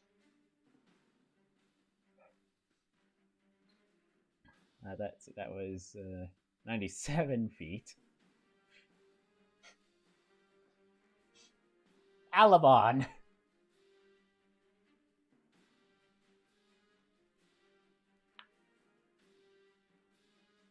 You might be muted.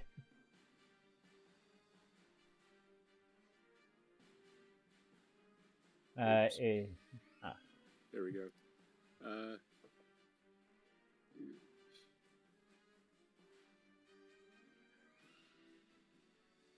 What is my walking distance here? Oh, yeah, I'm totally fine here. Yes, I'll take on the sand monster. Right. Pretty much. At least let you guys get away. Liv stops humming Darude's Sandstorm and switches to the Godzilla theme song. Oh yeah, so the area is heavily obscured. So that is disadvantage. Unless you can cut through it.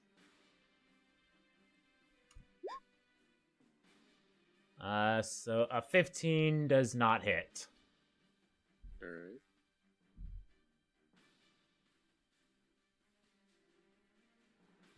Do you have any other attacks? Allosauruses can't multi-attack, apparently. No. The only way you can multi-attack is if you pounced. Not enough range. Liv stops and thinks for a bit. She could do something really stupid. It'll be really cool because this thing still has one of her daggers in its eyes. Then realizes, right, Fleur will fully swing onto the broom and then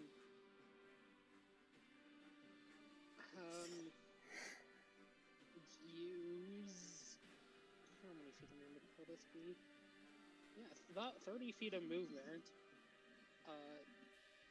And over here, and be like, Fleur, get off, get inside, quick. And that will occur. Well, she'll get off because that doesn't really take any action. It's not a horse. No. Because Liv realizes that she's effectively the best courier to get people to and from. Pretty much.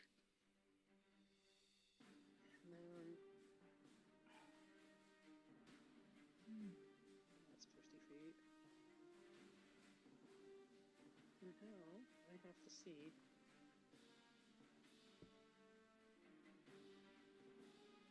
How she would, but it might just be smart to do this instead, and she doesn't like that. On the one hand, she wants to help Gorza. On the other hand, she's fine leaving Dayton to die. Nah. This is a demi-play, and it's fine. To which she is going to cast Eldritch Blast at this thing. Yeah. I want to point out, especially because this is a crit, she is explicitly aiming for the dagger in the eye, trying to shove it in deeper. Rude. But effective. Yeah. To which the second blast. It's a rude one. Wow. The dichotomy. Roll 20 giveth and roll 20 taketh away. Yeah, hold on. I want to screenshot that. To which that will be her turn.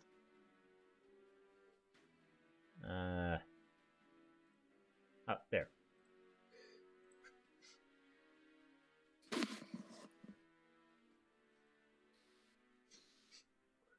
And save that. She could bonus action, do something, but I literally could not hit Gorza last time, so...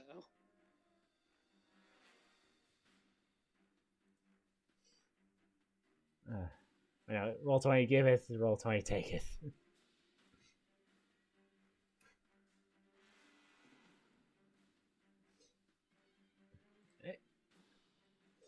I believe in you, Gorza.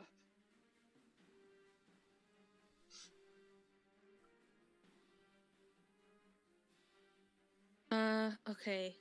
So, I have those extra hit points from Liv. Should it be okay to attack it, or should I just leave? Well, you're currently on the thing. Right. You can attack it, because Liv will be able to get over there by next turn. If she dashes, or you can try and run. That's up to you. But if you do run, you have to take disengage, so, Roll that again, because you're heavily obscured. That is not hit.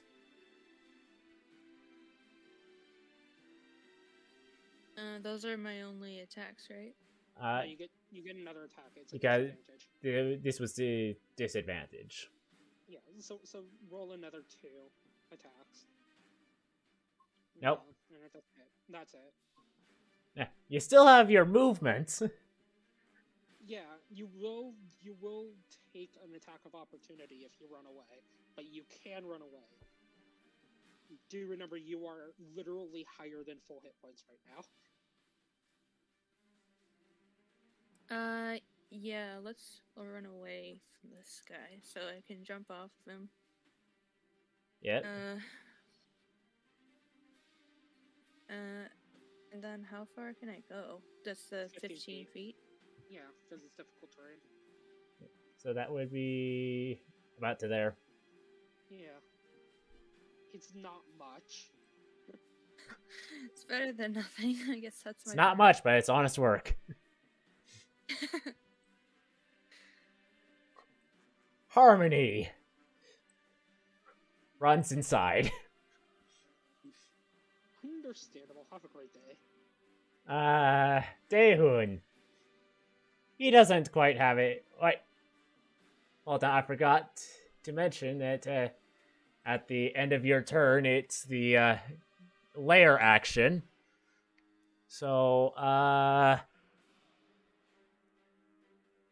the sandstorm dies down. However, there's a the air is calm for a moment. But then all of a sudden there is a powerful gust. You're going to have to roll a dexterity saves. Everyone, roll a dexterity save. Alright.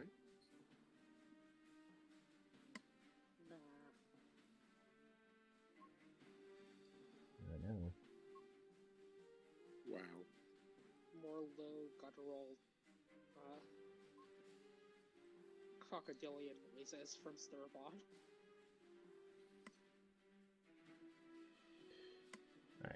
Wow, looks like everyone failed the roll. Wait. You didn't say everyone.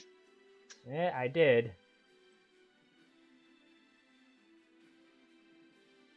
Okay, everyone failed the save. This is so sad, Shara. Please play Despacito. You're all knocked prone as the gust of wind knocks you to the ground. Yeah, what I was saying earlier, Daehun stands up and misses. And... wait. No, that's the wrong dice. Wait a minute. Something's off here. Okay. Miss.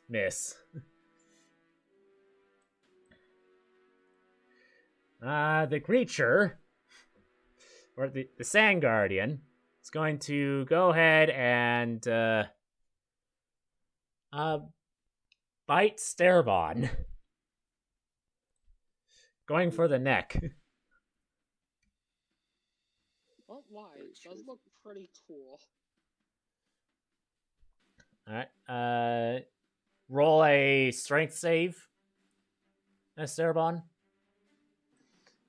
As you take,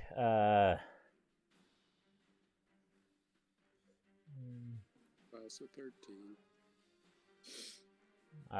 It was a... Okay, you are grappled. You are grappled and you take 14 points of damage.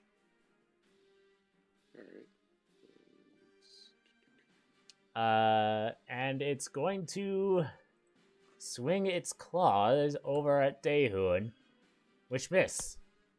Tink. Tianshi,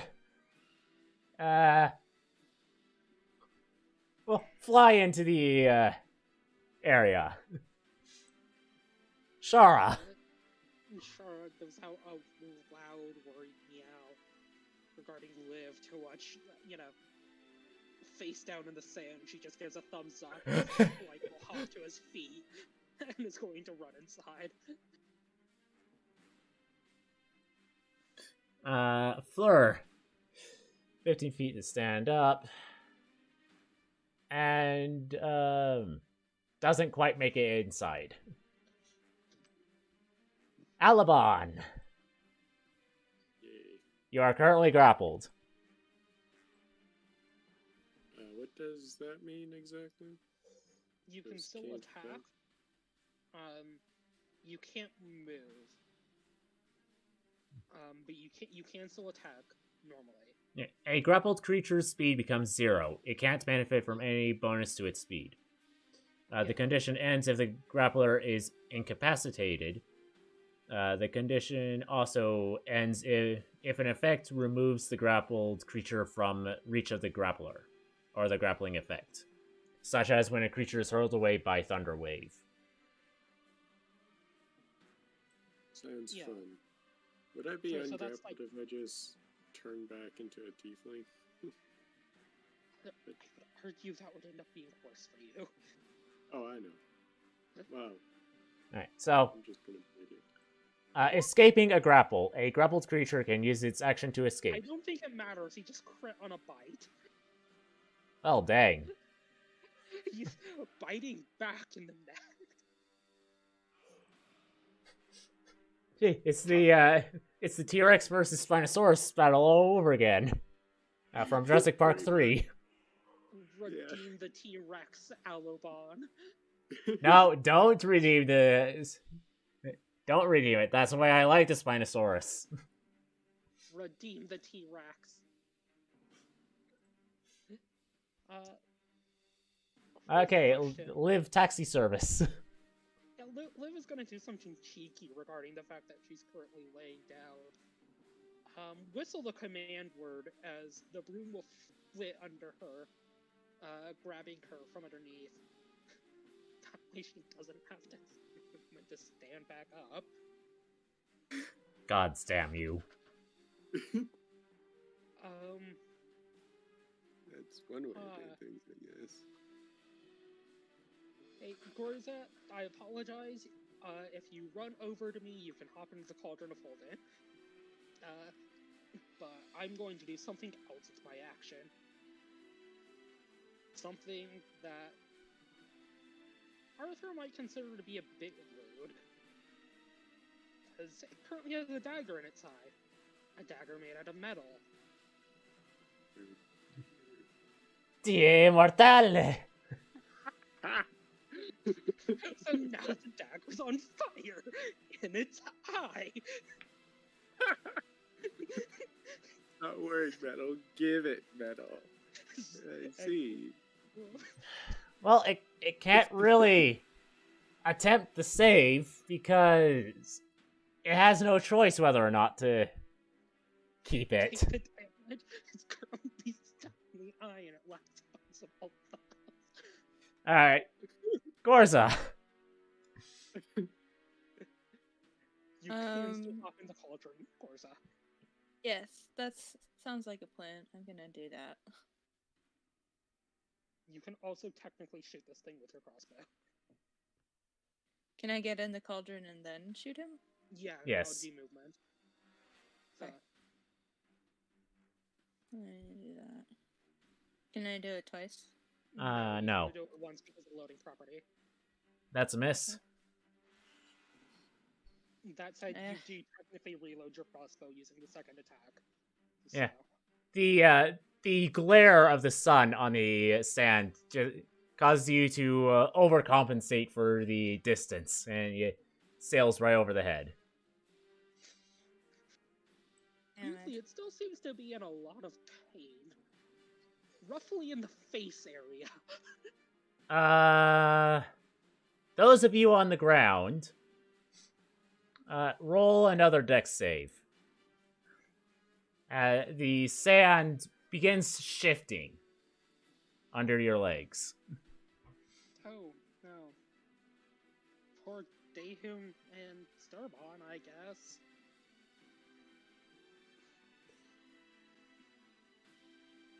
Dehun actually makes a save. Yeah. Matt, Starbon, you're just in a wonderful combination of effects right now. You're grappled, and you're restrained. Oh, yeah. That only affects me if I actually want to run.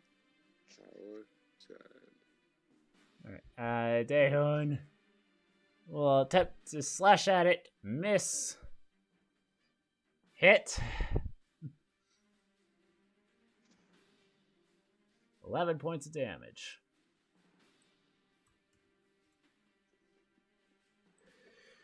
Alright, this thing will actually end the grapple on ya. And will again burrow into the ground. This time, coming up here and is going to attack Miss Livia. I believe that still incurs an attack. Yes, it does. It does. Okay. Deo and misses Cerebon attack. Also, that thing should have an advantage because it's kind of sneaking up on you, but it misses with the bite. That also misses. Yep. Does a 21 hit? That last one finally gets. Alright. Alrighty. 10 damage. As it slashes at you with its claws. And I believe you have to make a constitution save. Yes, no, I need to make a concentration check. Yeah, okay, well, the dagger stops heating up for a second. A second. Alright, Tianshi, Fleur leaves Alabon. Oh, joy. I believe in you. You can get out of your restraints. Alright. So, I get out of all the status conditions that are on me. How much movement does that take? Getting out of restrained. I believe that's either an acrobatics or athletics check. Restrained.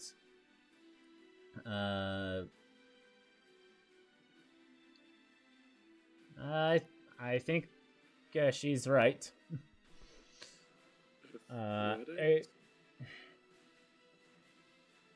Hold on. A restrained creature's speed becomes 0. Can't benefit from any bonus to speed. Attack rolls against the creature are at advantage. While the creature's attack rolls are at disadvantage. Okay, so does it not say? No, it doesn't. Also, since you are restrained, Starabon, make the bite attack. Actually, no. We already say it doesn't hit. Well, it wouldn't have hit anyway. Yeah. But it doesn't matter. Yeah, so I'm going to say this time, make a strength, make an athletics check using the Allosaurus's strength modifier, because you can probably just pull yourself out of the sand. That's what yeah. I'm trying to do.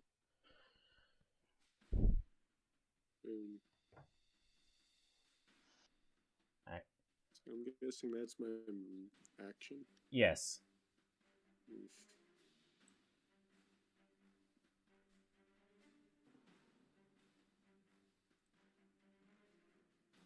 That's wonderful. So that's actually a distance for the pounce as well. Yeah, you just did that for free because you moved, didn't you? That is the question. I believe that's the case. If you make the distance for pounds, it just happens. Hold on. Bestiary. Load faster. Says it that I have to hit. Then hits well, I it know with you clock. still make an attack roll.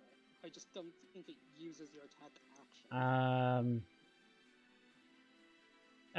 If the Allosaurus moves at least 30 feet straight forward toward a creature and then hits.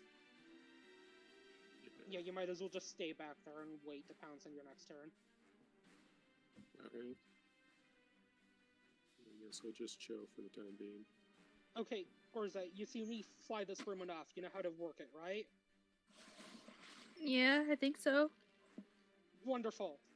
I'm gonna need you to pull us out of dodge. Effectively just go up in that direction as she points diagonally off into the sky in that direction, because you're going to actually have to pull evasive maneuver so we get out of this bullshit.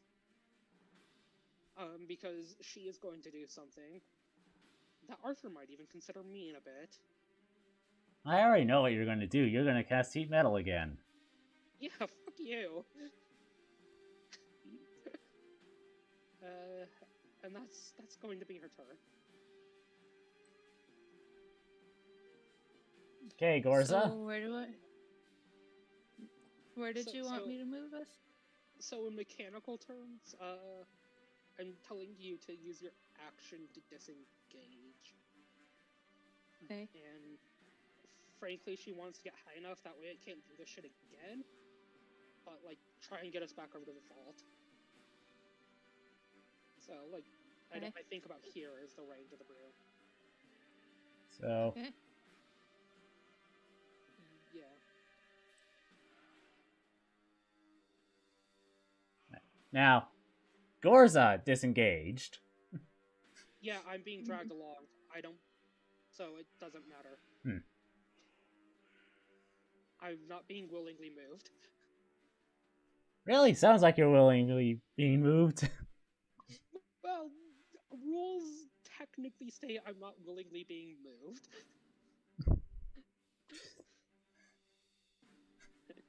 So what, do you just give the thing the finger as you are dragged away, more or less? More like she's holding her hands in a praying motion, flipping it off, smugly smiling as the cuneiform runes are heating the dagger back up. Alright. The sandstorm comes up again. Daehun Can't actually reach it without dashing. Well, fuck, you might as well set spiritual weapon then.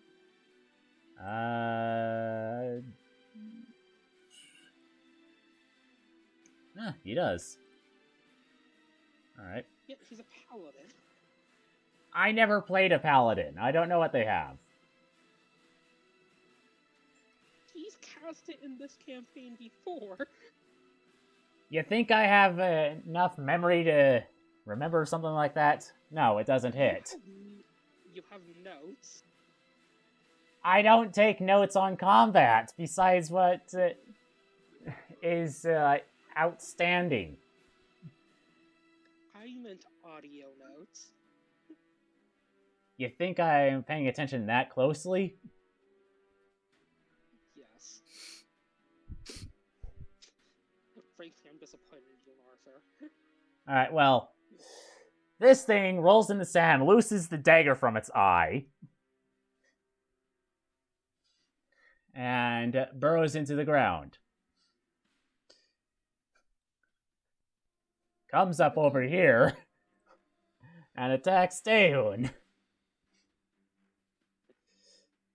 Miss. Hold on. If you manage to get that dagger back into it, it won't start taking damage again. 12. Do I even have the hands to pick up a bloody dagger? I mean, Nalasaurus maybe. I was more thinking just like put it in your mouth and use it like a spare tooth while biting into the thing. Alright. Cerbon. I will point out, well, actually, you might not actually see this, considering it's a, there's a sandstorm going on. Should I roll perception? It would take your action, but... I will add the dagger is technically glowing red hot. Yeah, but that's not what I was going to mention. I was going to mention Dehun's condition. Oh. But I don't know if you would be able to see that without using your action to peer into the sandstorm. Moreover, do you actually care? Wait, asking the true questions here. No.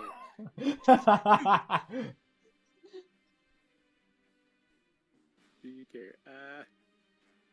Do I have to answer that? No.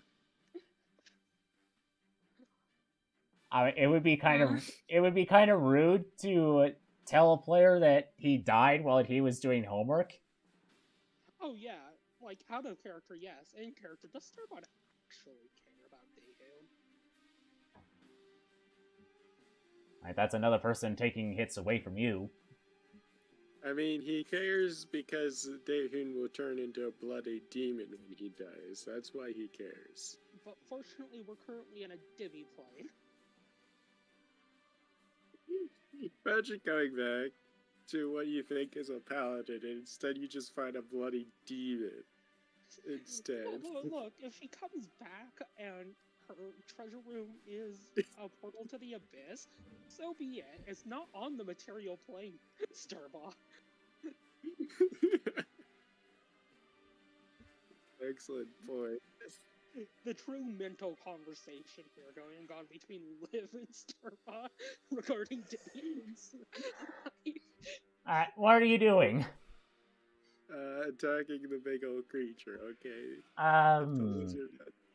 Can you... Fight. Oh, you can. Yep. Alright. Unfortunately, I don't get to pounce, but it doesn't. That hits. Cool. Alright, for 14 points of damage. Wait, no. Heavily obscured. Pretty sure that's a disadvantage. It is. Yeah, that hits. Oh no! Does a 20 hit?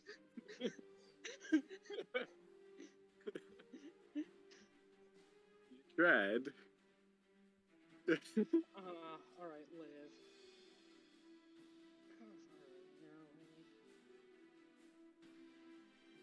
Okay. Liv will actually use her better judgment for once.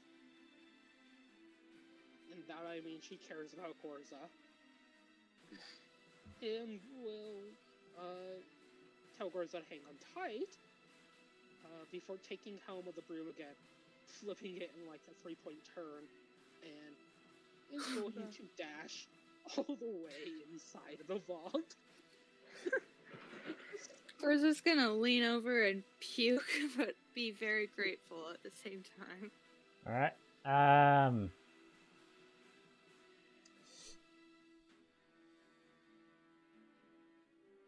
Alright, the sandstorm dies down. Here comes the powerful gust. Dehun and Alabon roll the dex saves. Once more. I fall. Oh shit, good job, Dave. Even though I still managed to hit the blugger. Let's see. Dex. Yep, you're knocked prone. This is just a thing of like, I attack, I fall over, I attack, I fall over. This is the most disappointing kaiju battle I've ever seen. One's having to deal with some upstart tiefling stabbing it in the eye, and the other's being shown up by a paladin. Well, that's if he can hit the darn thing. Which he does every once in a while.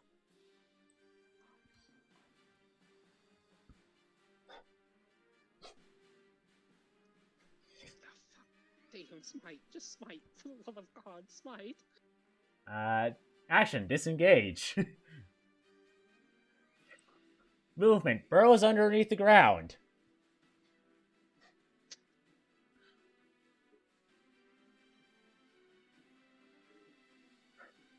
And does not reappear.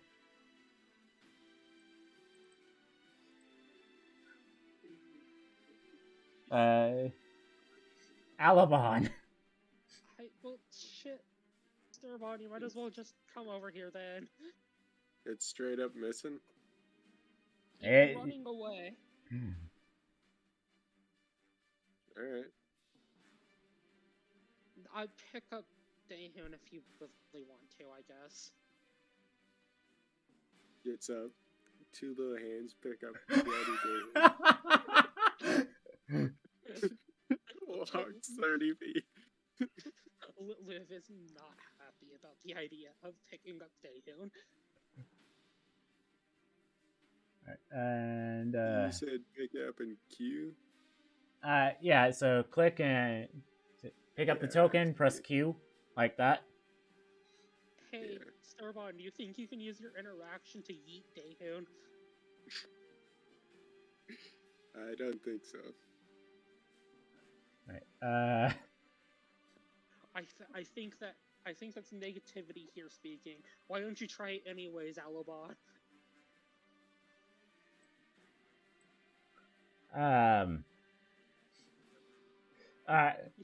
Let's say another round goes, circles back to you. Another round. Yeet the Dehun. Yeet the Dehun.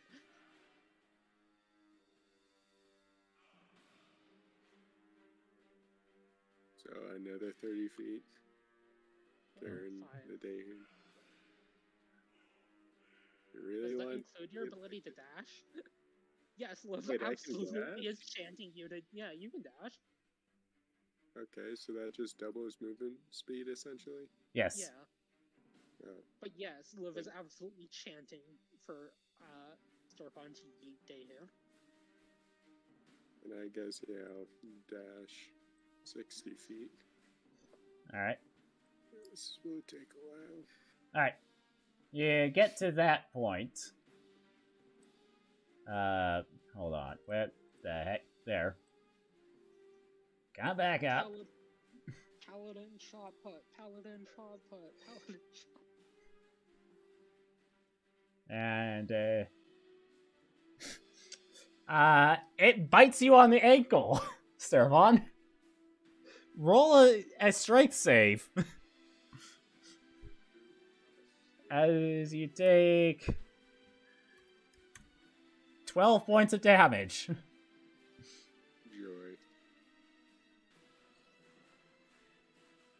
And it's going to...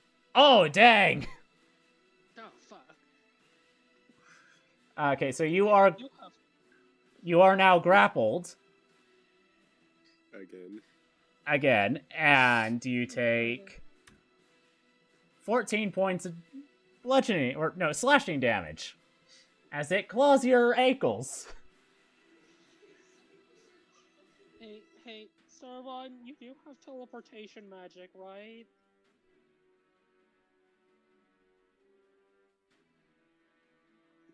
Just give an affirmative growl if you have teleportation magic. Get a really pissed off roar. Is that neg? Well, translation is more like weakling at the blasted sneak attacker. Yeah, and it would go up to your turn next in the turn order. Effectively. He said a swear word. So. Not a swear word. He just said weakling. Liv doesn't know that. The W word. So Char is still gonna say that. Wonderful. I mean, if I'm grappled, I'll just bite back. Bite me, I'll bite you back. Let's see what happens. That, unfortunately, doesn't hit. What are you doing with Daehoon? Please eat the paladin now. Just drops him, I guess.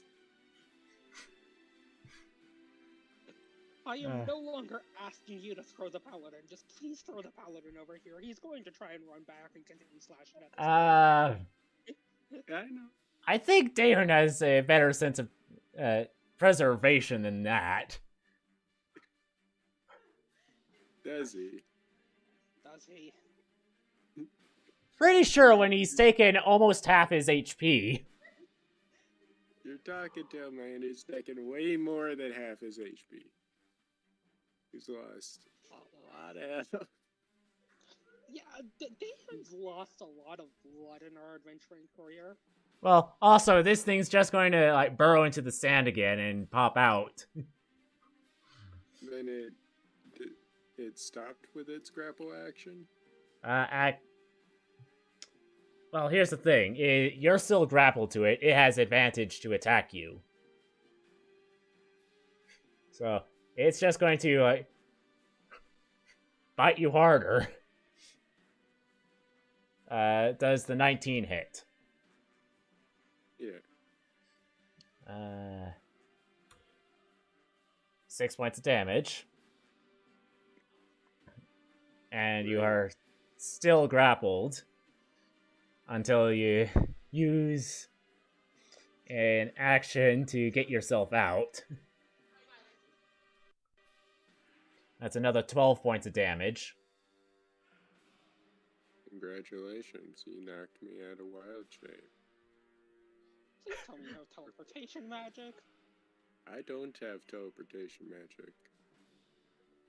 Alright, my spells are completely different. Although I could just turn this entire bloody area into a bloody forest. Well, that's a start, I suppose. Do something, I have a plan. Actually, maybe just transform back into a large creature and pry the thing's mouth open again. I have a really stupid plan. What, pray tell, is this plan? Light a fire on its tongue. Why? How? So it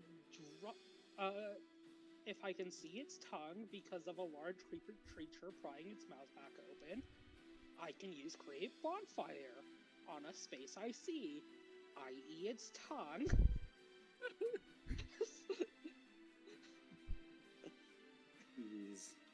I will make you the spiciest Allosaurus it's ever tasted. Okay, what are you doing, man? That's the question. I mean, the alternative is I chuck another dagger down its throat and heat metal it. You can end a grapple. It just takes your action.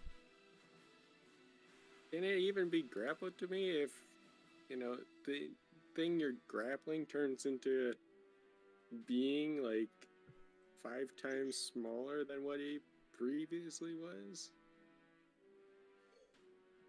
Well, I mean, if you're digging into the Allosaurus' skin and all of a sudden the Allosaurus is no longer there, your jaw's just gonna snap shut.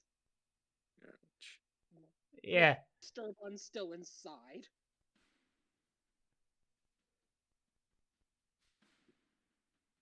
Yeah, so a grappled creature can use its action to escape. To do so, it must succeed a strength, athletics, or dexterity acrobatics check contested by strength athletics check. I mean, there is another alternative, but I don't think Fleur has the ability to teleport somebody else with her.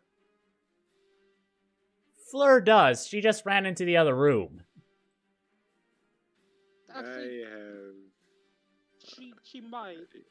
Hold up. I might be able to go get her. You just try not to fucking die, okay?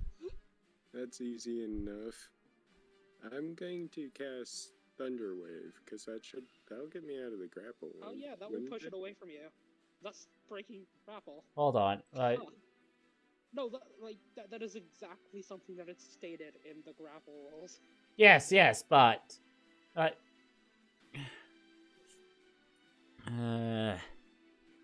Also, how Thunder Wave works, he can do that while grappled.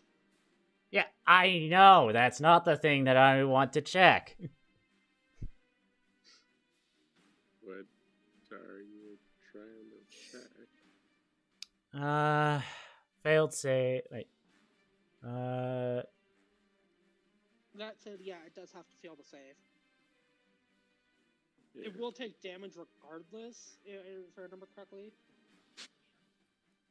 But it will only get pushed away on a failed save. Doesn't state a size limitation. Oh, it doesn't. So yeah, that is a valid option. Alright. It just explodes.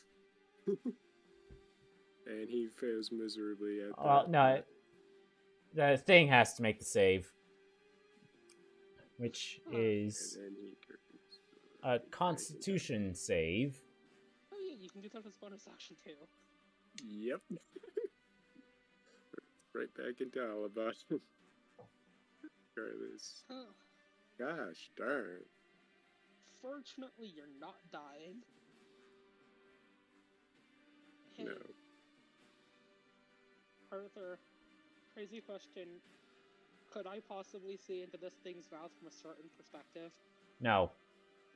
Currently, Alabon's leg is in its mouth. And you can't exactly see past his leg. I figured that there would be a part where the leg isn't touching because this thing doesn't have lips like a mammal.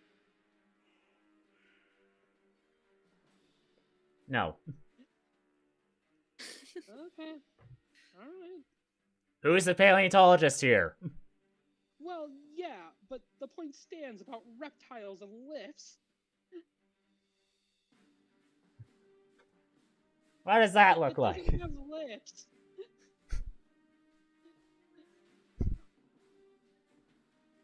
Very much keenly does not have mammalian lips. Either way, Liv is going to go and get Fleur and fly back out. To where? Faint over to the... how far in is Fleur? I suppose that's the question. Just inside. Okay, so like, maybe a foot or two. Cool.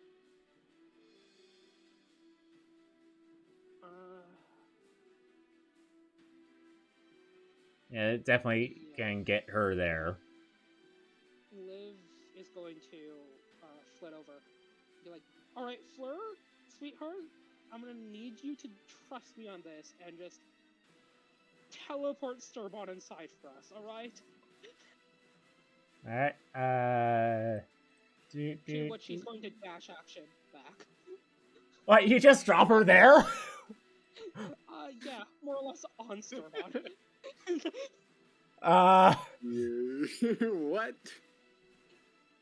What?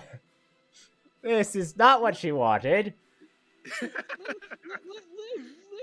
loves her, but she's also lawful evil. Okay.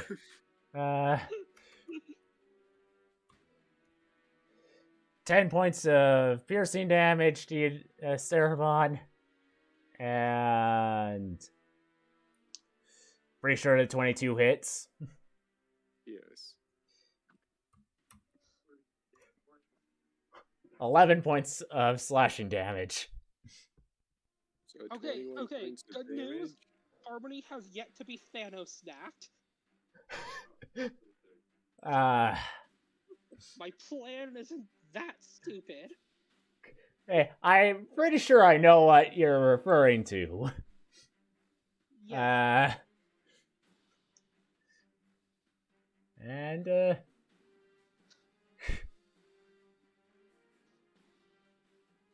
Yeah. So, the screen, the character sheet's too big. I can't move it to. So, Fleur, despite her cowardice telling her to move the other way from this thing, moves closer to it and casts Thunder Step.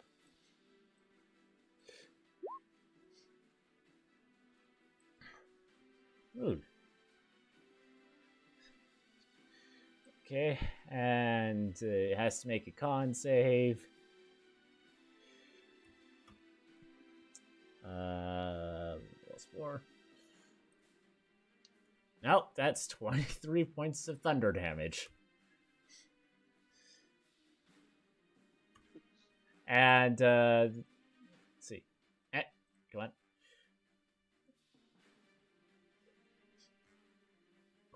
You're both moved all the way over here. With the crack of thunder, you're moved that way. After we'll use the remainder of movement to get back into the vault. Yes, sir, but I turn back before you go inside. Alright. And you run in. Yeah. Alright, I think. Liv is gonna be that type of bitch, though, and do something just before running into this thing. Oh, dear. Oh, she's going to poke the proverbial dragon. Nope. No. Damn it. Worth a shot! She flies in with... And once again, Spinosaurus proves it's superior. Well, I mean, technically speaking, Spinosaurus and Allosaurus, not a T-Rex. Semantics. I mean, if you want to get technical, the difference is only 6 challenge ratings. I'm saying if Sturbon was a T-Rex, it would have been a lot different. It would have been different in that regard. All right. Let me try to see if I can make this quick. So you obviously get out of the desert and into the nice, cool interior, and dragging in some sand with you. Into a... Liv immediately uses prestidigitation like a vacuum to suck it up. It's like, look, as soon as this gets inside, you can't get it out. that is true. As someone who has had multiple experiences with sand. Like, look, we might technically be on opposite sides here, but I did work as a maid. I am not a bitch. Are you saying that out loud to everyone? Oh yeah, she absolutely is. In common? Oh, well, yeah, I guess Gorza doesn't know. Congratulations, Gorza, you now know more about Liv's past. I don't think even Daehun knew you were a maid. I think Daehun could put 2 and 2 together when they went through servants' passages in the castle. Alright, so, dragging in sand with you, come into a nice, clean, nice, cool interior, more to what you're used to. And, this is just a shiny room, and you, like, look around you, you see, like, a number of magical items and a lot of money. Alright, Sturban, you have one bag of holding, I have the other. Let's just start shoveling these things in like Pac-Man. You don't know what Pac-Man is. Also hold up as she pulls out the unconscious still lip Arson. That way we don't crush him in gold. It's not just gold, but it's also platinum. That said, I think if there's any way for Arson to die, he would love to die being crushed by money. I'm sure he would. That does honestly sound like a very Arson wish. You look behind you and you see the entryway that you came in through, which is pretty obvious from all the sand that's coming through. But there's another way that is there's another door that you would probably guess leads to the quote-unquote forbidden room. Okay. One thing at a time. Let's shovel up as much gold as we can fit into our collective pockets, backpacks, and magical subdimensional bags. Rule number 2, keep Daehun out of the forbidden room. I still want to check it out. Sound good? Yeah, so I take it you're just shoveling things in. You're not even paying attention to what is you're shoveling in there. Not yet. Yeah, though. pretty much. We Kilimanjaro before Everest. All right. Are you taking everything? Even the float. I'm kidding. Yeah, even the floorboards. She's taking the floorboards. I've just taken them. You're taking everything that isn't nailed down. And then everything that is nailed down. And then the nails. Yes. Alright, I'll have to come up with that list next time. And I tell you, go the direction of the quote-unquote forbidden room. Gorza, Harmony, you two are probably the only two here strong enough, sans Alobon, to keep Daehun out of the forbidden room. Unfortunately, we do not have Alobon with us anymore. May he rest in peace.